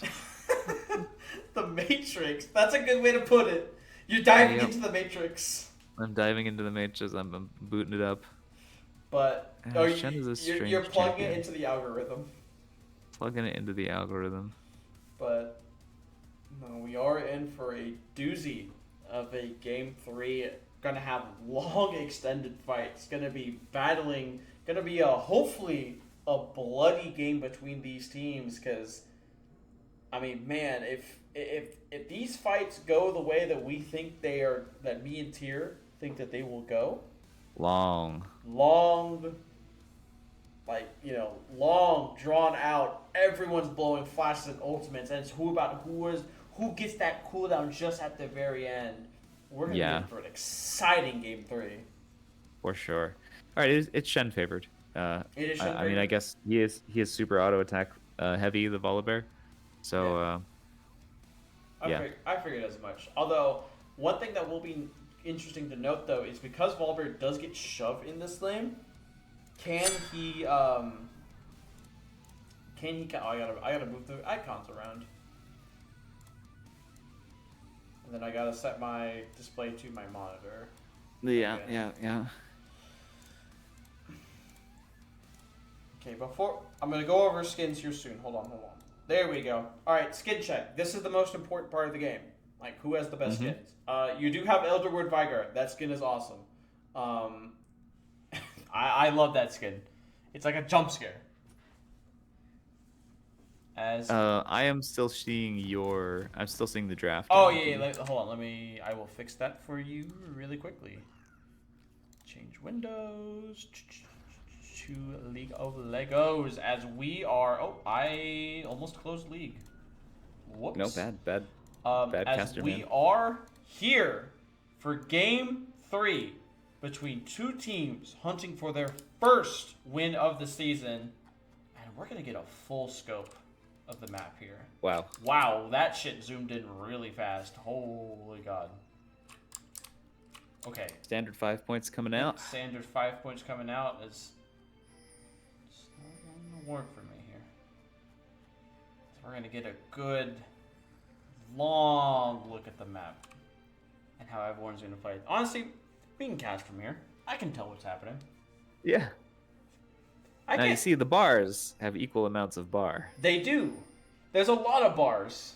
There are a lot of bars. Some would call this the bar, like the test. As we do see the Oh little my god, bars are spawning. Oh Bars my are God. spawning. Bars are The bars are marching. This is a dad. Wait, why are the bars so much bigger out here? They like Dude, expanded I the size know of they're the bar. so big. What the hell? Like that is not the way health bars look when you're up close. Dude, me when I'm fighting a Dark Souls boss, and I see his health bar on my screen. Let's. All right, we gotta zoom in. There we have to zoom in. And let me zoom in. Just let me read just a little. There we go. That's a good angle. Ooh, That's a we good made it. casting angle right there. As well, I gotta open up Twitch chat really quick. Sorry, What is sorry, this sorry. Vigard skin? He's got like a pimp hand or something. The Got, like, a pimp glove hand. on. That's so good. I'm gonna start using that. I'm gonna call it the. He's got a little cane and stuff. I didn't get to see his skin, but that's Pimp definitely Vigard. some cool ass Vigard skin. Actually, he does have a pimp skin. I think it's like the Supreme Evil something Vigar. Yeah. That would have been perfect if the turret health bar weren't the size of Texas. Well, you know, Texas is a big state, brother. Volibear is discovering this matchup is not fun for him. Oh yeah. As a native of Texas, I can't agree. Those health bars were as big as Texas. Good stare here Shen from knows his Silky damage. here. Shen thinks he wins this, and he walks away before the shield comes down. Volibear's in a bad way now. Bad, rough spot. I believe Wave is pushing away from him and not able to walk up and hit it as Xanolin actually blows the heal there. So maybe trying to maybe keep himself healthy in this lane, or maybe just a little bit of nerves coming out. Mm-hmm. Here is, again, pressure situation. Looking for your first win of the You season. got the heal on cooldown. It'll come back up again. Oh yeah, it will. You're just maximizing the Oh, health. it's softball's heal. Sorry, I'm so used to AD carries taking heal. I'm still so used to it. That's like my default. Oh, yeah. As That's level 3 is gonna be landed not here, the but way. again, this is if there's a lane where both AD carries are just totally okay farming, this is the lane. Yeah, no, there's not. I would be very surprised if anything happened down bot. There it is. Just been Icarus Feather getting a little bit shoved in, but Xanolin now having to burn the ghost here because Jisp did get that speed up. So another summoner spell already coming down from the side of the frogs. Here's actually Chubtoad going cross map to get his mark. Sorry, I know I tapped out. I gotta stop my. No, it's okay. The world's theme came on, and I was like, I'm not interested in hearing that. Yeah, Chubtoad just ran straight across the map, gets his mark. Yeah, His clear has been much faster, but Little Christ is again, he's in dive territory. That side of the map is abandoned. I would not be surprised if Wukong just shimmies on over there. I see the pings coming out. I think it's a dive angle. Yeah, he is pinging it out right now, but I think... Oh, he blew his flash. Was that the flash? Yes, he did blow his Oh. flash. He blew his flash to go for that dive. So decent attempt there. I believe they pinged it out, saying that he was there. Don't know if they know that he flashed, though. But again, a plate, I believe, is already going over to the side of I know. Silky here. And Volley's losing a whole wave. Like, Volley's in a bad spot. Yeah, only with the tier, too. So, trying to scale up a little bit. Maybe just kind of like, okay, like maybe this lane is going to go in the early game that I wanted to. Let's just try and scale it out as 11 CS difference, but everywhere else, even across the board. Nice stun. Gonna try to take a trade here, but if Shen lives, right, like he's just trading the health bar. Stun though from Icarus Feather's Chubtoad is falling really low, and that's first blood going over to the side of Icarus Feather. Huge. Chubtoad really trying to play strong for his marks, as a Kindred do. Gets punished for it. Yeah, has pushed, but not able to get that under turret. The wave's kind of in a perfect spot where you can't just kind of like walk over if you're the fifth. Is he trying to do that pre-reset? No, he must have reset. I think he must have. I think so. I'm not too sure. Snowaddle jumps in on the Snowflake Gecko. Getting no mana now on this Vigar, so Yeah, he wants that reset. He's got TP. We'll see it coming out soon. 100% as Chubtoad now skipping all of his camps and just going for that dragon immediately. Knows he's gonna have to trade out. right now But again. Wukong just contented to do his full clears. I think that's the correct move. You just finish your double full clear, get to 6 as fast as possible. Yep. Silky and Little Christ now. That's like one of the biggest problems too with Volibear, too, especially in these lanes. Again, he wants that wave to be in front of his turret. He wants to kind of recapture some lost range, some lost XP. But again, because of his passive, he's like always pushing the lane here as Nin Penguin roaming around. Lightning from the heavens, able to secure that cannon. But with that they've committed Zillion all the way up for grubs. Yeah, there's no real threat onto Xayah here, so they are there first. Taunt is going to land here onto low price. W and stun are going to be blocked here from that Shen. No TP this time. I think he's getting dove this time.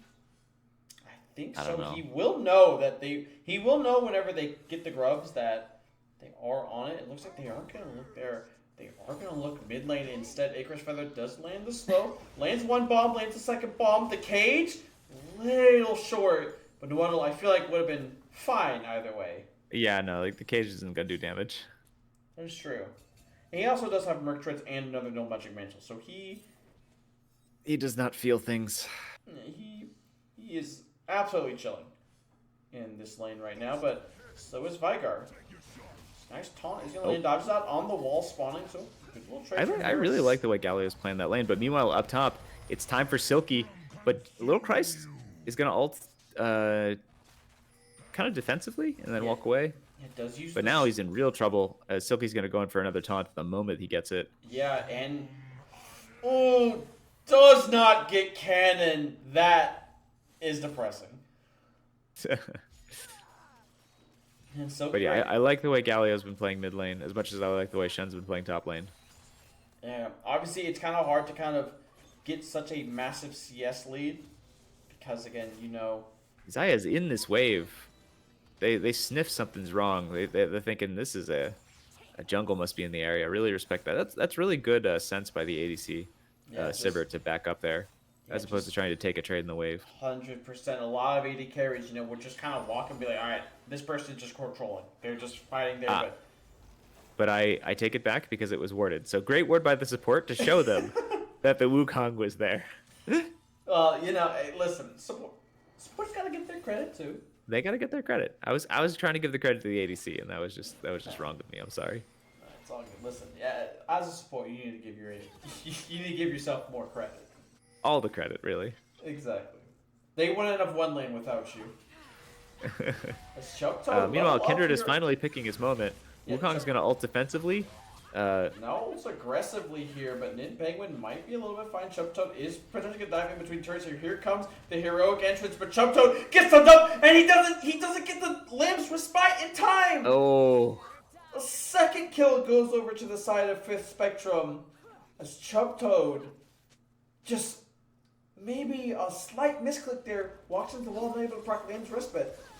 Yeah, he had Limb's respite. He had huge ult comes from Seraphine. Does still have the ult, but is not able to use it as softball. Picks up the first kill for the Frogs, and a much needed kill in this game 3. Seraphine cannot be defeated. It is the ultimate champion. The worst lore and design, but in terms of efficacy, very, very strong.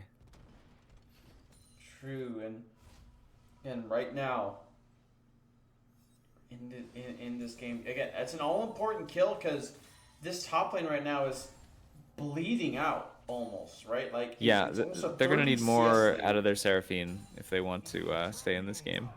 Yeah, it's almost a 30 CS difference. The wave is just never in a comfortable spot for Little Christ. Jungle is always kind of hovering around, threatening a dive here. Gotta have the feet on the Galio. Let's see what he can play here. Speaking of threat, nice taunt. And now Kindred is here. This is a great turn. Here comes Shen, though, coming in. with the Stand United. They disengage. Little Christ does need to be a little bit careful here. Flash taunt is available, but not opting to use it here. So they get that important Shen cooldown out, and I don't think they had to blow much there. Yeah, and another mark going over to the side. I'm not going to. Oh, the unholy champion has arrived. Yep, here she is. But she does not have her ultimate, which means she's half a champion right now. And sadly, might need to kill more Starners to get her ult back. All right. Grubs have started, and it seems like blue side says we'll trade. We don't really want to fight right now. Yeah, but I think They know the that's Wukong ult is up. I think that's 6 grubs going over to their side, which is Yeah, it's gonna be rough with yeah, that Shen. yeah, that's gonna be rough because right now, because that's the one Look, thing too. They're both tanks, right? But there's no one to really deal with Shen on the side lane. look. I'll take Drake stacks over Grub stacks any day. All the days. All right, 100%. I agree, especially when you want to kind of get your silver items. But right now, this Volibear might have to sack so much. Oh in yeah. this I mean, top he's lane not a 'cause champion. He gonna die. looks like He is a gonna little bit. die. Stormbreaker is going to be dropped here to give himself a little bit of HP. Flash is away as then Penguin. Oh, he no. does not get a hit onto him, so not able to pick up that kill. Good movement though from Low Price to try and avoid that dive. Wait, that was an execute? Yeah, Oh, man, that's rough. yeah. I That's, thought he'd gotten rewarded. yeah, I was gonna say if he had gotten that kill, you're like, okay, like hey, it sucks. I still got a kill, but man, not able to find that kill there. Again, you're Ugh. working towards that road, just trying to scale, but Depression. yeah, you're falling in on woeful times here in this top lane, but yeah, you still have it's still a threat, right? Like you still have that option. You still have that option. You have a lot of damage in your kit as Volibear, and you kind of need to find a way to maximize your kind of value in this game. Whether it be, hey guys, I just need to split push. I just need to get gold. Constantly draw people to my side of the lane, because you do have a bot lane that's doing fine for itself. Yeah. Bot lane is the hope now for blue side. But next dragon fight, we will see a Shen. We absolutely will be seeing that Shen. Could you see Galio follow up too here as Volibear clearing out some vision, just trying to do what he can. Wave sitting at his turret, so he has really nothing better to do than just try and get what he can here as Volibear. Actually looking at this building, but nice wards to work that attempt. So got a lull here. A little lull in action. Right. Yeah, there's no neutrals up right now. Everybody's just eating their farms. Speaking of lull in action, Except for Shen, who's eating the Volibear. is gonna land, and Volibear proceed to lose half of his HP. Yeah, this feels pretty unplayable from Volibear. Meanwhile, Kindred wants another mark. I believe he gets it. Gonna go for a little poke gank onto the Veigar. Nice taunt. Wow, the Shen ult comes Nice down. flash and knock Lamb's up. Respite, huge. Dodges out on the Lamb's Spite to save his life, but everyone is now here except the Shen. But who needs the Shen when you got the Volibear now? Walks in front of the heroic entry, whatever Galio Yeah, is but called. whatever. Like You walked Galio right in is front of it, called. though. And speaking of dives, Silky picks up his first kill of the game. And it's coming up all 5th Spectrum in this game 3. Yep, those toads are suffering now. It's So big plays from Silky again. He's all over the place. Wait, did he just like make that play mid and then TP directly back top and then just get the kill? He was ulting. Little Christ Oh, he got stopped canceled. He his got ult, canceled. And so Silky punished Little Christ by killing him. But it's all right because he saved the play with his shield anyway. Exactly. And so Silky's The best of all worlds. now able to pick up that first turret. That does mean feats, on the side of 5th Spectrum. And man, you just feel like this game is played at Silky's pace right now. I mean, Yeah. he's able to find a lot of these engages as Club potential Toad. engage here. Flash is going to be used out. No flash available. Chub Toad is able Multiple to flash flashes being committed. in, trying to find that shutdown. The execute comes down. Big shutdown going over to Chub Toad. Huge.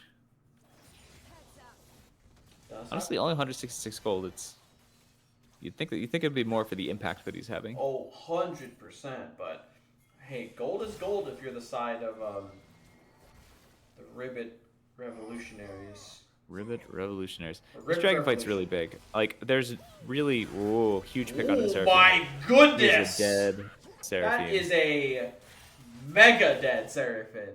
Oh my god. That's how you defeat the Seraphine. Just like put the cage around her and press a button. Yeah, and her ult went down too. I was about to say that this Drake is like extremely important for blue side, but I believe it will be going to the red side now. But I do believe that is the case. Here is. Meanwhile, this is just happening here. Okay. Oh, Silky. Silky follows over the wall, but Volibear's in the area. They could get another kill onto Silky here if he's not careful. Their team is committed to Dragon side right now. They want this fight. Land, but able to outrun the stun from Volibear there. So good job getting out of that. That will be a red buff goes over to the side. Silky's not done here. Posturing still in the area. Galio dashes in. Ooh, great cage though to dissuade any more engages. Silky just kind of let them know. Yeah, you're on this side of the fence. I'm on that side. Yeah, good job by blue side to get value, even knowing that they weren't going to be able to get the Drake. Oof, that was actually a missed smite. They could have gotten... Seraphine almost got that with their second flow through. That would have been huge. That would have been a really big pickup here. But the Drake goes over. They get a little value on the top side, so blue side's hanging in there. But next Drake will be important to restart that stack. Yeah, need to kind of... That's your win con right now, right? You got to get these stacks going, but maybe more importantly, you got to get more gold onto this Sivir, right? Again, she's doing good for herself, right? She's at a good CS number. She hasn't died. She's farming pretty well, but no, there's no acceleration for her, right? She's, you know, she's fine, but she's behind. She might be a little bit more behind after this gank. Yeah. We see Wukong posturing. He's going to go in from the side here. Kindred is in the area, but I don't think he's near enough because that's a fast here comes monkey. The submarine engage as 4 people are committed to this. The taunt is going to land. Jisp is going to pick up that kill, and Softball 99 is worse for wear here. 2 more kills going into the side of 5th Spectrum. It's a scary monkey running at warp speed. It is a scary monkey indeed, especially because you have that Shen ult follow-up here. Volibear, interesting enough, was the one with it, as Chubtoad is now down here. As Volibear just crashes into the turret. Trashing the thing, kind of scary there. Trying to hold this turret, but if any of these stuns lands, dashes is in a weird way. Gets the... Forces Zillion ult out. Yep, Gonna try to just like 1v3 this thing. Oh, Chubtoad picks up one! Huge. Chubtoad can pick up a second one! He has Lamb's Respite! Oh my god, the stun is gonna land here. Just trying to recall the feathers here. Flashes away! One more, he's gonna do it! And Chubtoad, my god, in a 1v3! Huge. Huge out of Kindred. That's a full Triforce! Tower off this. He's just straight up on a Triforce. Yeah.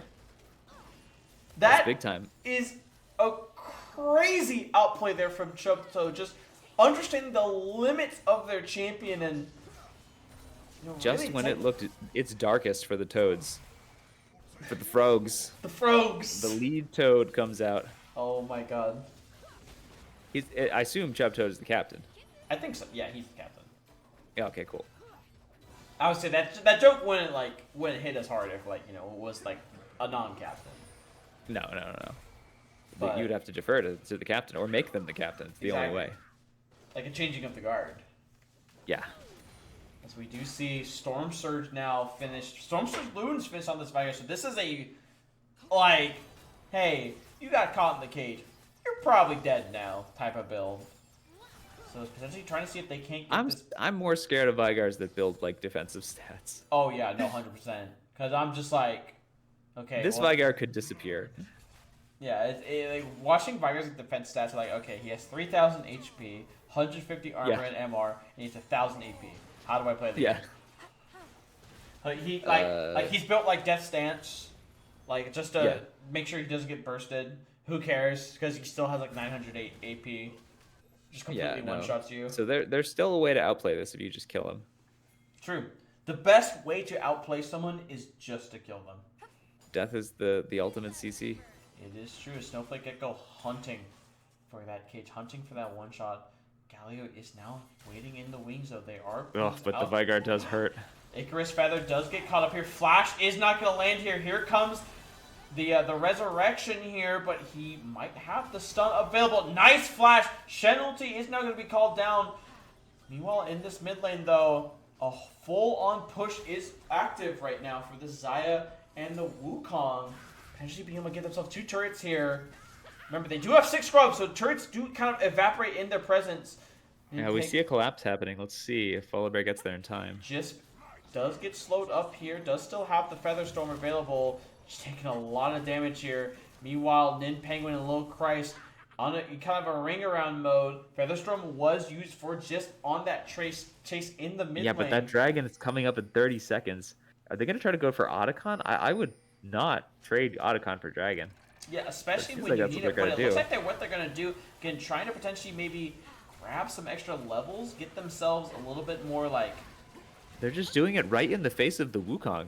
Like, at the very least, it's a 50-50. Yeah, here comes Shen too. Here comes Xayah as well. I don't know if they have the damage to do this. Chubtoad has jumped off of it to try and maybe dissuade it, but here comes Shen. He's running at the way. Low Christ stuns up the wrong target. Clone is now available. Here comes the rest of the team here. Chubtoad does get taunted up, but he's able to sprite away. Lamb Sprite is able to be used. Nordal does have the It's just a free-for-all for Entrix not able to be used there. Silky finds Chubtoad. Low Christ flashes for Nin Penguin. Is he able to get out of here? He gets the knockup to cancel it, but Low Christ finds him in the end. Silky now hunting. Blue side still wins this, I more. think, because Red side's committed to pushing. Meanwhile, Red bot gets lane. so much for this. Meanwhile, So who secured the actual Otacon? Ribbit Revolution did, but all the flowers I think went to the side of. Can you give me a flower count? Can you click on somebody? Vigar has 33, so it's even. They might have split it. Okay, there's like a cutoff. They're both right at the cutoff. Right. So it seems like it's pretty much a wash on the flowers. So it's just the Otacon bonus. So I guess their Drake's got a little bit more valuable there. But if they can secure this Drake, it seems like they're the first ones out of the gate to get it.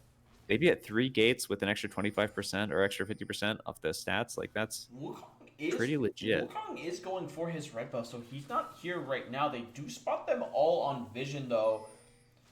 So again, a dangerous play. We do the Drake, though. We do the Drake. Surely we do the Drake. We're not doing the Drake. We're going to push Oh, my God. We're running around. We're going to push out this village, try and get this lane part, but that gives Fifth Spectrum enough time to get here. Silky, they do spot him out now. Oh, it's going to be a fight now. Oh, this is going is to be bloody so now. dangerous right now. It's going to be bloody now. Full vision is available here. Battle lines have now been drawn. Chubtoad dodges out on the stun here. Silky just walking up at them. Chubtoad trying to get in. Heroic entry, but a huge encore is going to be landed. Huge. Where's the follow-up? Nice Featherstorm. Blue team gets it. Nice Featherstorm from the Xayah, but an even bigger callback as Silky dashes in. Double kill now picked up from the side. A triple kill for the Vigar. Can he find them all? Quadra kill. Do we see the pentakill for Vigar? Oh my God, the taunt is going to land. Snowflake Echo, you just got to land your abilities. Snowflake Echo, pentakill. Oh my God, he almost kills him in the back end. Vigar. Wow. So they get the Drake and they get Ace. Oh, but just barely, man. That was such a close fight. It was so close. There were so many awesome plays there.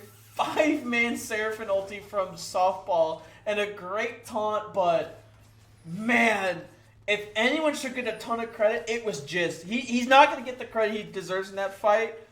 But he hit a 5-man fucking callback on those feathers. Yeah, it's huge. It's huge. And Xayah couldn't quite pump out enough damage. It was so close. It was just so close. It was such a close fight in the end. And again, it's kind of been the story of the series these last 2 games. It's like, there's so many good moments from Ribbit Revolution, right? 5-man Seraph ultis into like a 4-man taunt, but they just don't have enough damage. Like, they're just slightly behind their damage curve of where they want to be. Yeah. Ugh. All right, unfortunately, I got to run for now, but it's been good casting with you. You are all good, Tier. Appreciate you stopping by. It'll be me, myself, and I to finish this one up. Tier, you have a great night. Appreciate you helping me out you today. too. Enjoy the ride. No problem. Take care, my man. Alright, chat. You're left here with just me. A solo man on a mission. And speaking of on a mission, Silky on a mission to close this game out. Yeah, speaking of which, Snowflake Gecko, in case you were wondering, but a straight up death cap, he is now sitting at a very cool 900 AP at 26 minutes when there is 2 MR items, if you want to call them MR items, in this game with 2 Merc Treads. This Vigar hurts like a lot. As we do see Baron, I believe, is just being taken right now.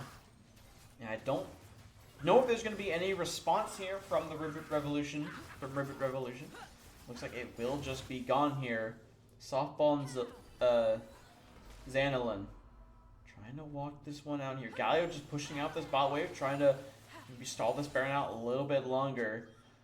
They do have good wave clear, but Sivir against Baron is a little bit hard to wave clear just because you don't have enough damage to kind of handle all this siege right now. Vigar right now is so hard to siege against because, again, he can kind of just walk up as long as he has that pocket Zillion to keep him alive in these kinds of scenarios.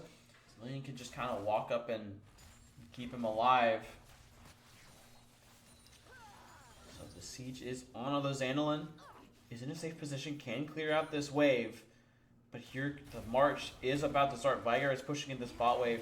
Just got it past River. I believe he should have a wave down there as Silky dashes out, but dashes right into a Galio taunt. Low Christ does hit the stun on him. Will Silky be able to get this out? Painter coming out on this mid lane meanwhile as Toad and Silky. Oh my god, he's not going to fall. Stun's going to land and a flash is going to be used. However, Engage now is on the Xanilin. The Cyclone is going to be used. The spin condition has been enabled as just picks up his 4th kill of the game. This might just be the march to win the game here. Just Icarus Feather and then Penguin. They do have a cannon wave.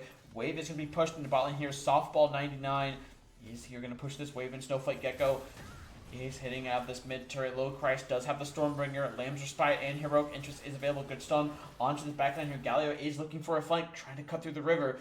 But I believe everyone's just going to get out. Oh, they're going to run right into Galio here. Oh, backs up just in time.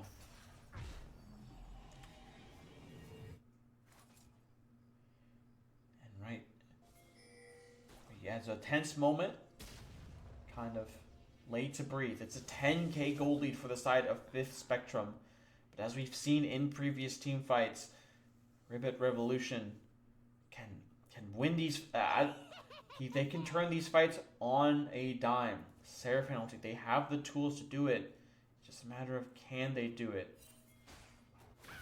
Kindred taking the grubs. Dragon is going to be taken away. Chubtail potentially just looking to find a steal. Galio, sorry, not Galio, Zillion playing defense here. It's now allowing him Snowflake Echo. He does use the cage, but Kindred able to jump away from it. They do know where they are. Kindred trying to maybe bait them. With the goal flashes in, trying to use the Lamb's Respite, but the Lamb's Respite keeps the Dragon alive from going lethal! And just was able to secure Kindred and get the Dragon. This might mean this game. Silky and Low Crash are fighting right now. Galio does use the dash in, lands the taunt. Zaylan trying to pump out the damage, but Silky is just so damn tanky here. Flash taunt onto the Sivir, trying to use the Sivir order to run away. Snowflake Echo does drop the cage here, not able to land the W though. Nice route though onto the Vigar. This ultimate Leggy might be the last fight here. What you got, side? Nice engage. Here comes the Galio taunt, but it's used just slightly too late as everyone's able to slip out and use the Zillion ulti. Xanilin picks up Nin Penguin here. A great stun, though, onto Xanilin's able to shut him down. Just picks up his 5th kill. Vigar picks up his 9th. And this looks like 5th Spectrum might be picking up their first win of the series, but just pumping out the feathers. Low Christ falls just low enough. I believe the extra feather from the W failed picking up as Chubtoad picks up the 1,000 gold shutdown, but it won't be enough as 5th Spectrum picks up their first win of Season 14 in the low-budget LCS.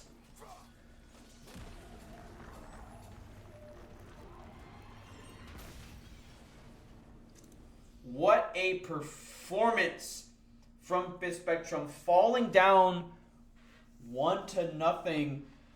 but able to find their footing, able to bounce back in this game, just pumping out the deeps, 21,000 damage, leading the team in damage, but Snowflake Gecko absolutely pops off with a pentakill for himself. I'm excited to hear myself on that call. Probably peaked my mic like a motherfucker. But that is going to be it from us here at the Low Budget LCS. I appreciate everyone tuning in. I appreciate everyone for dealing with my technical difficulties. As always, of course, my message to everyone here in the Low Budget LCS, make sure you stay in vegetables, don't do drugs, and eat your school.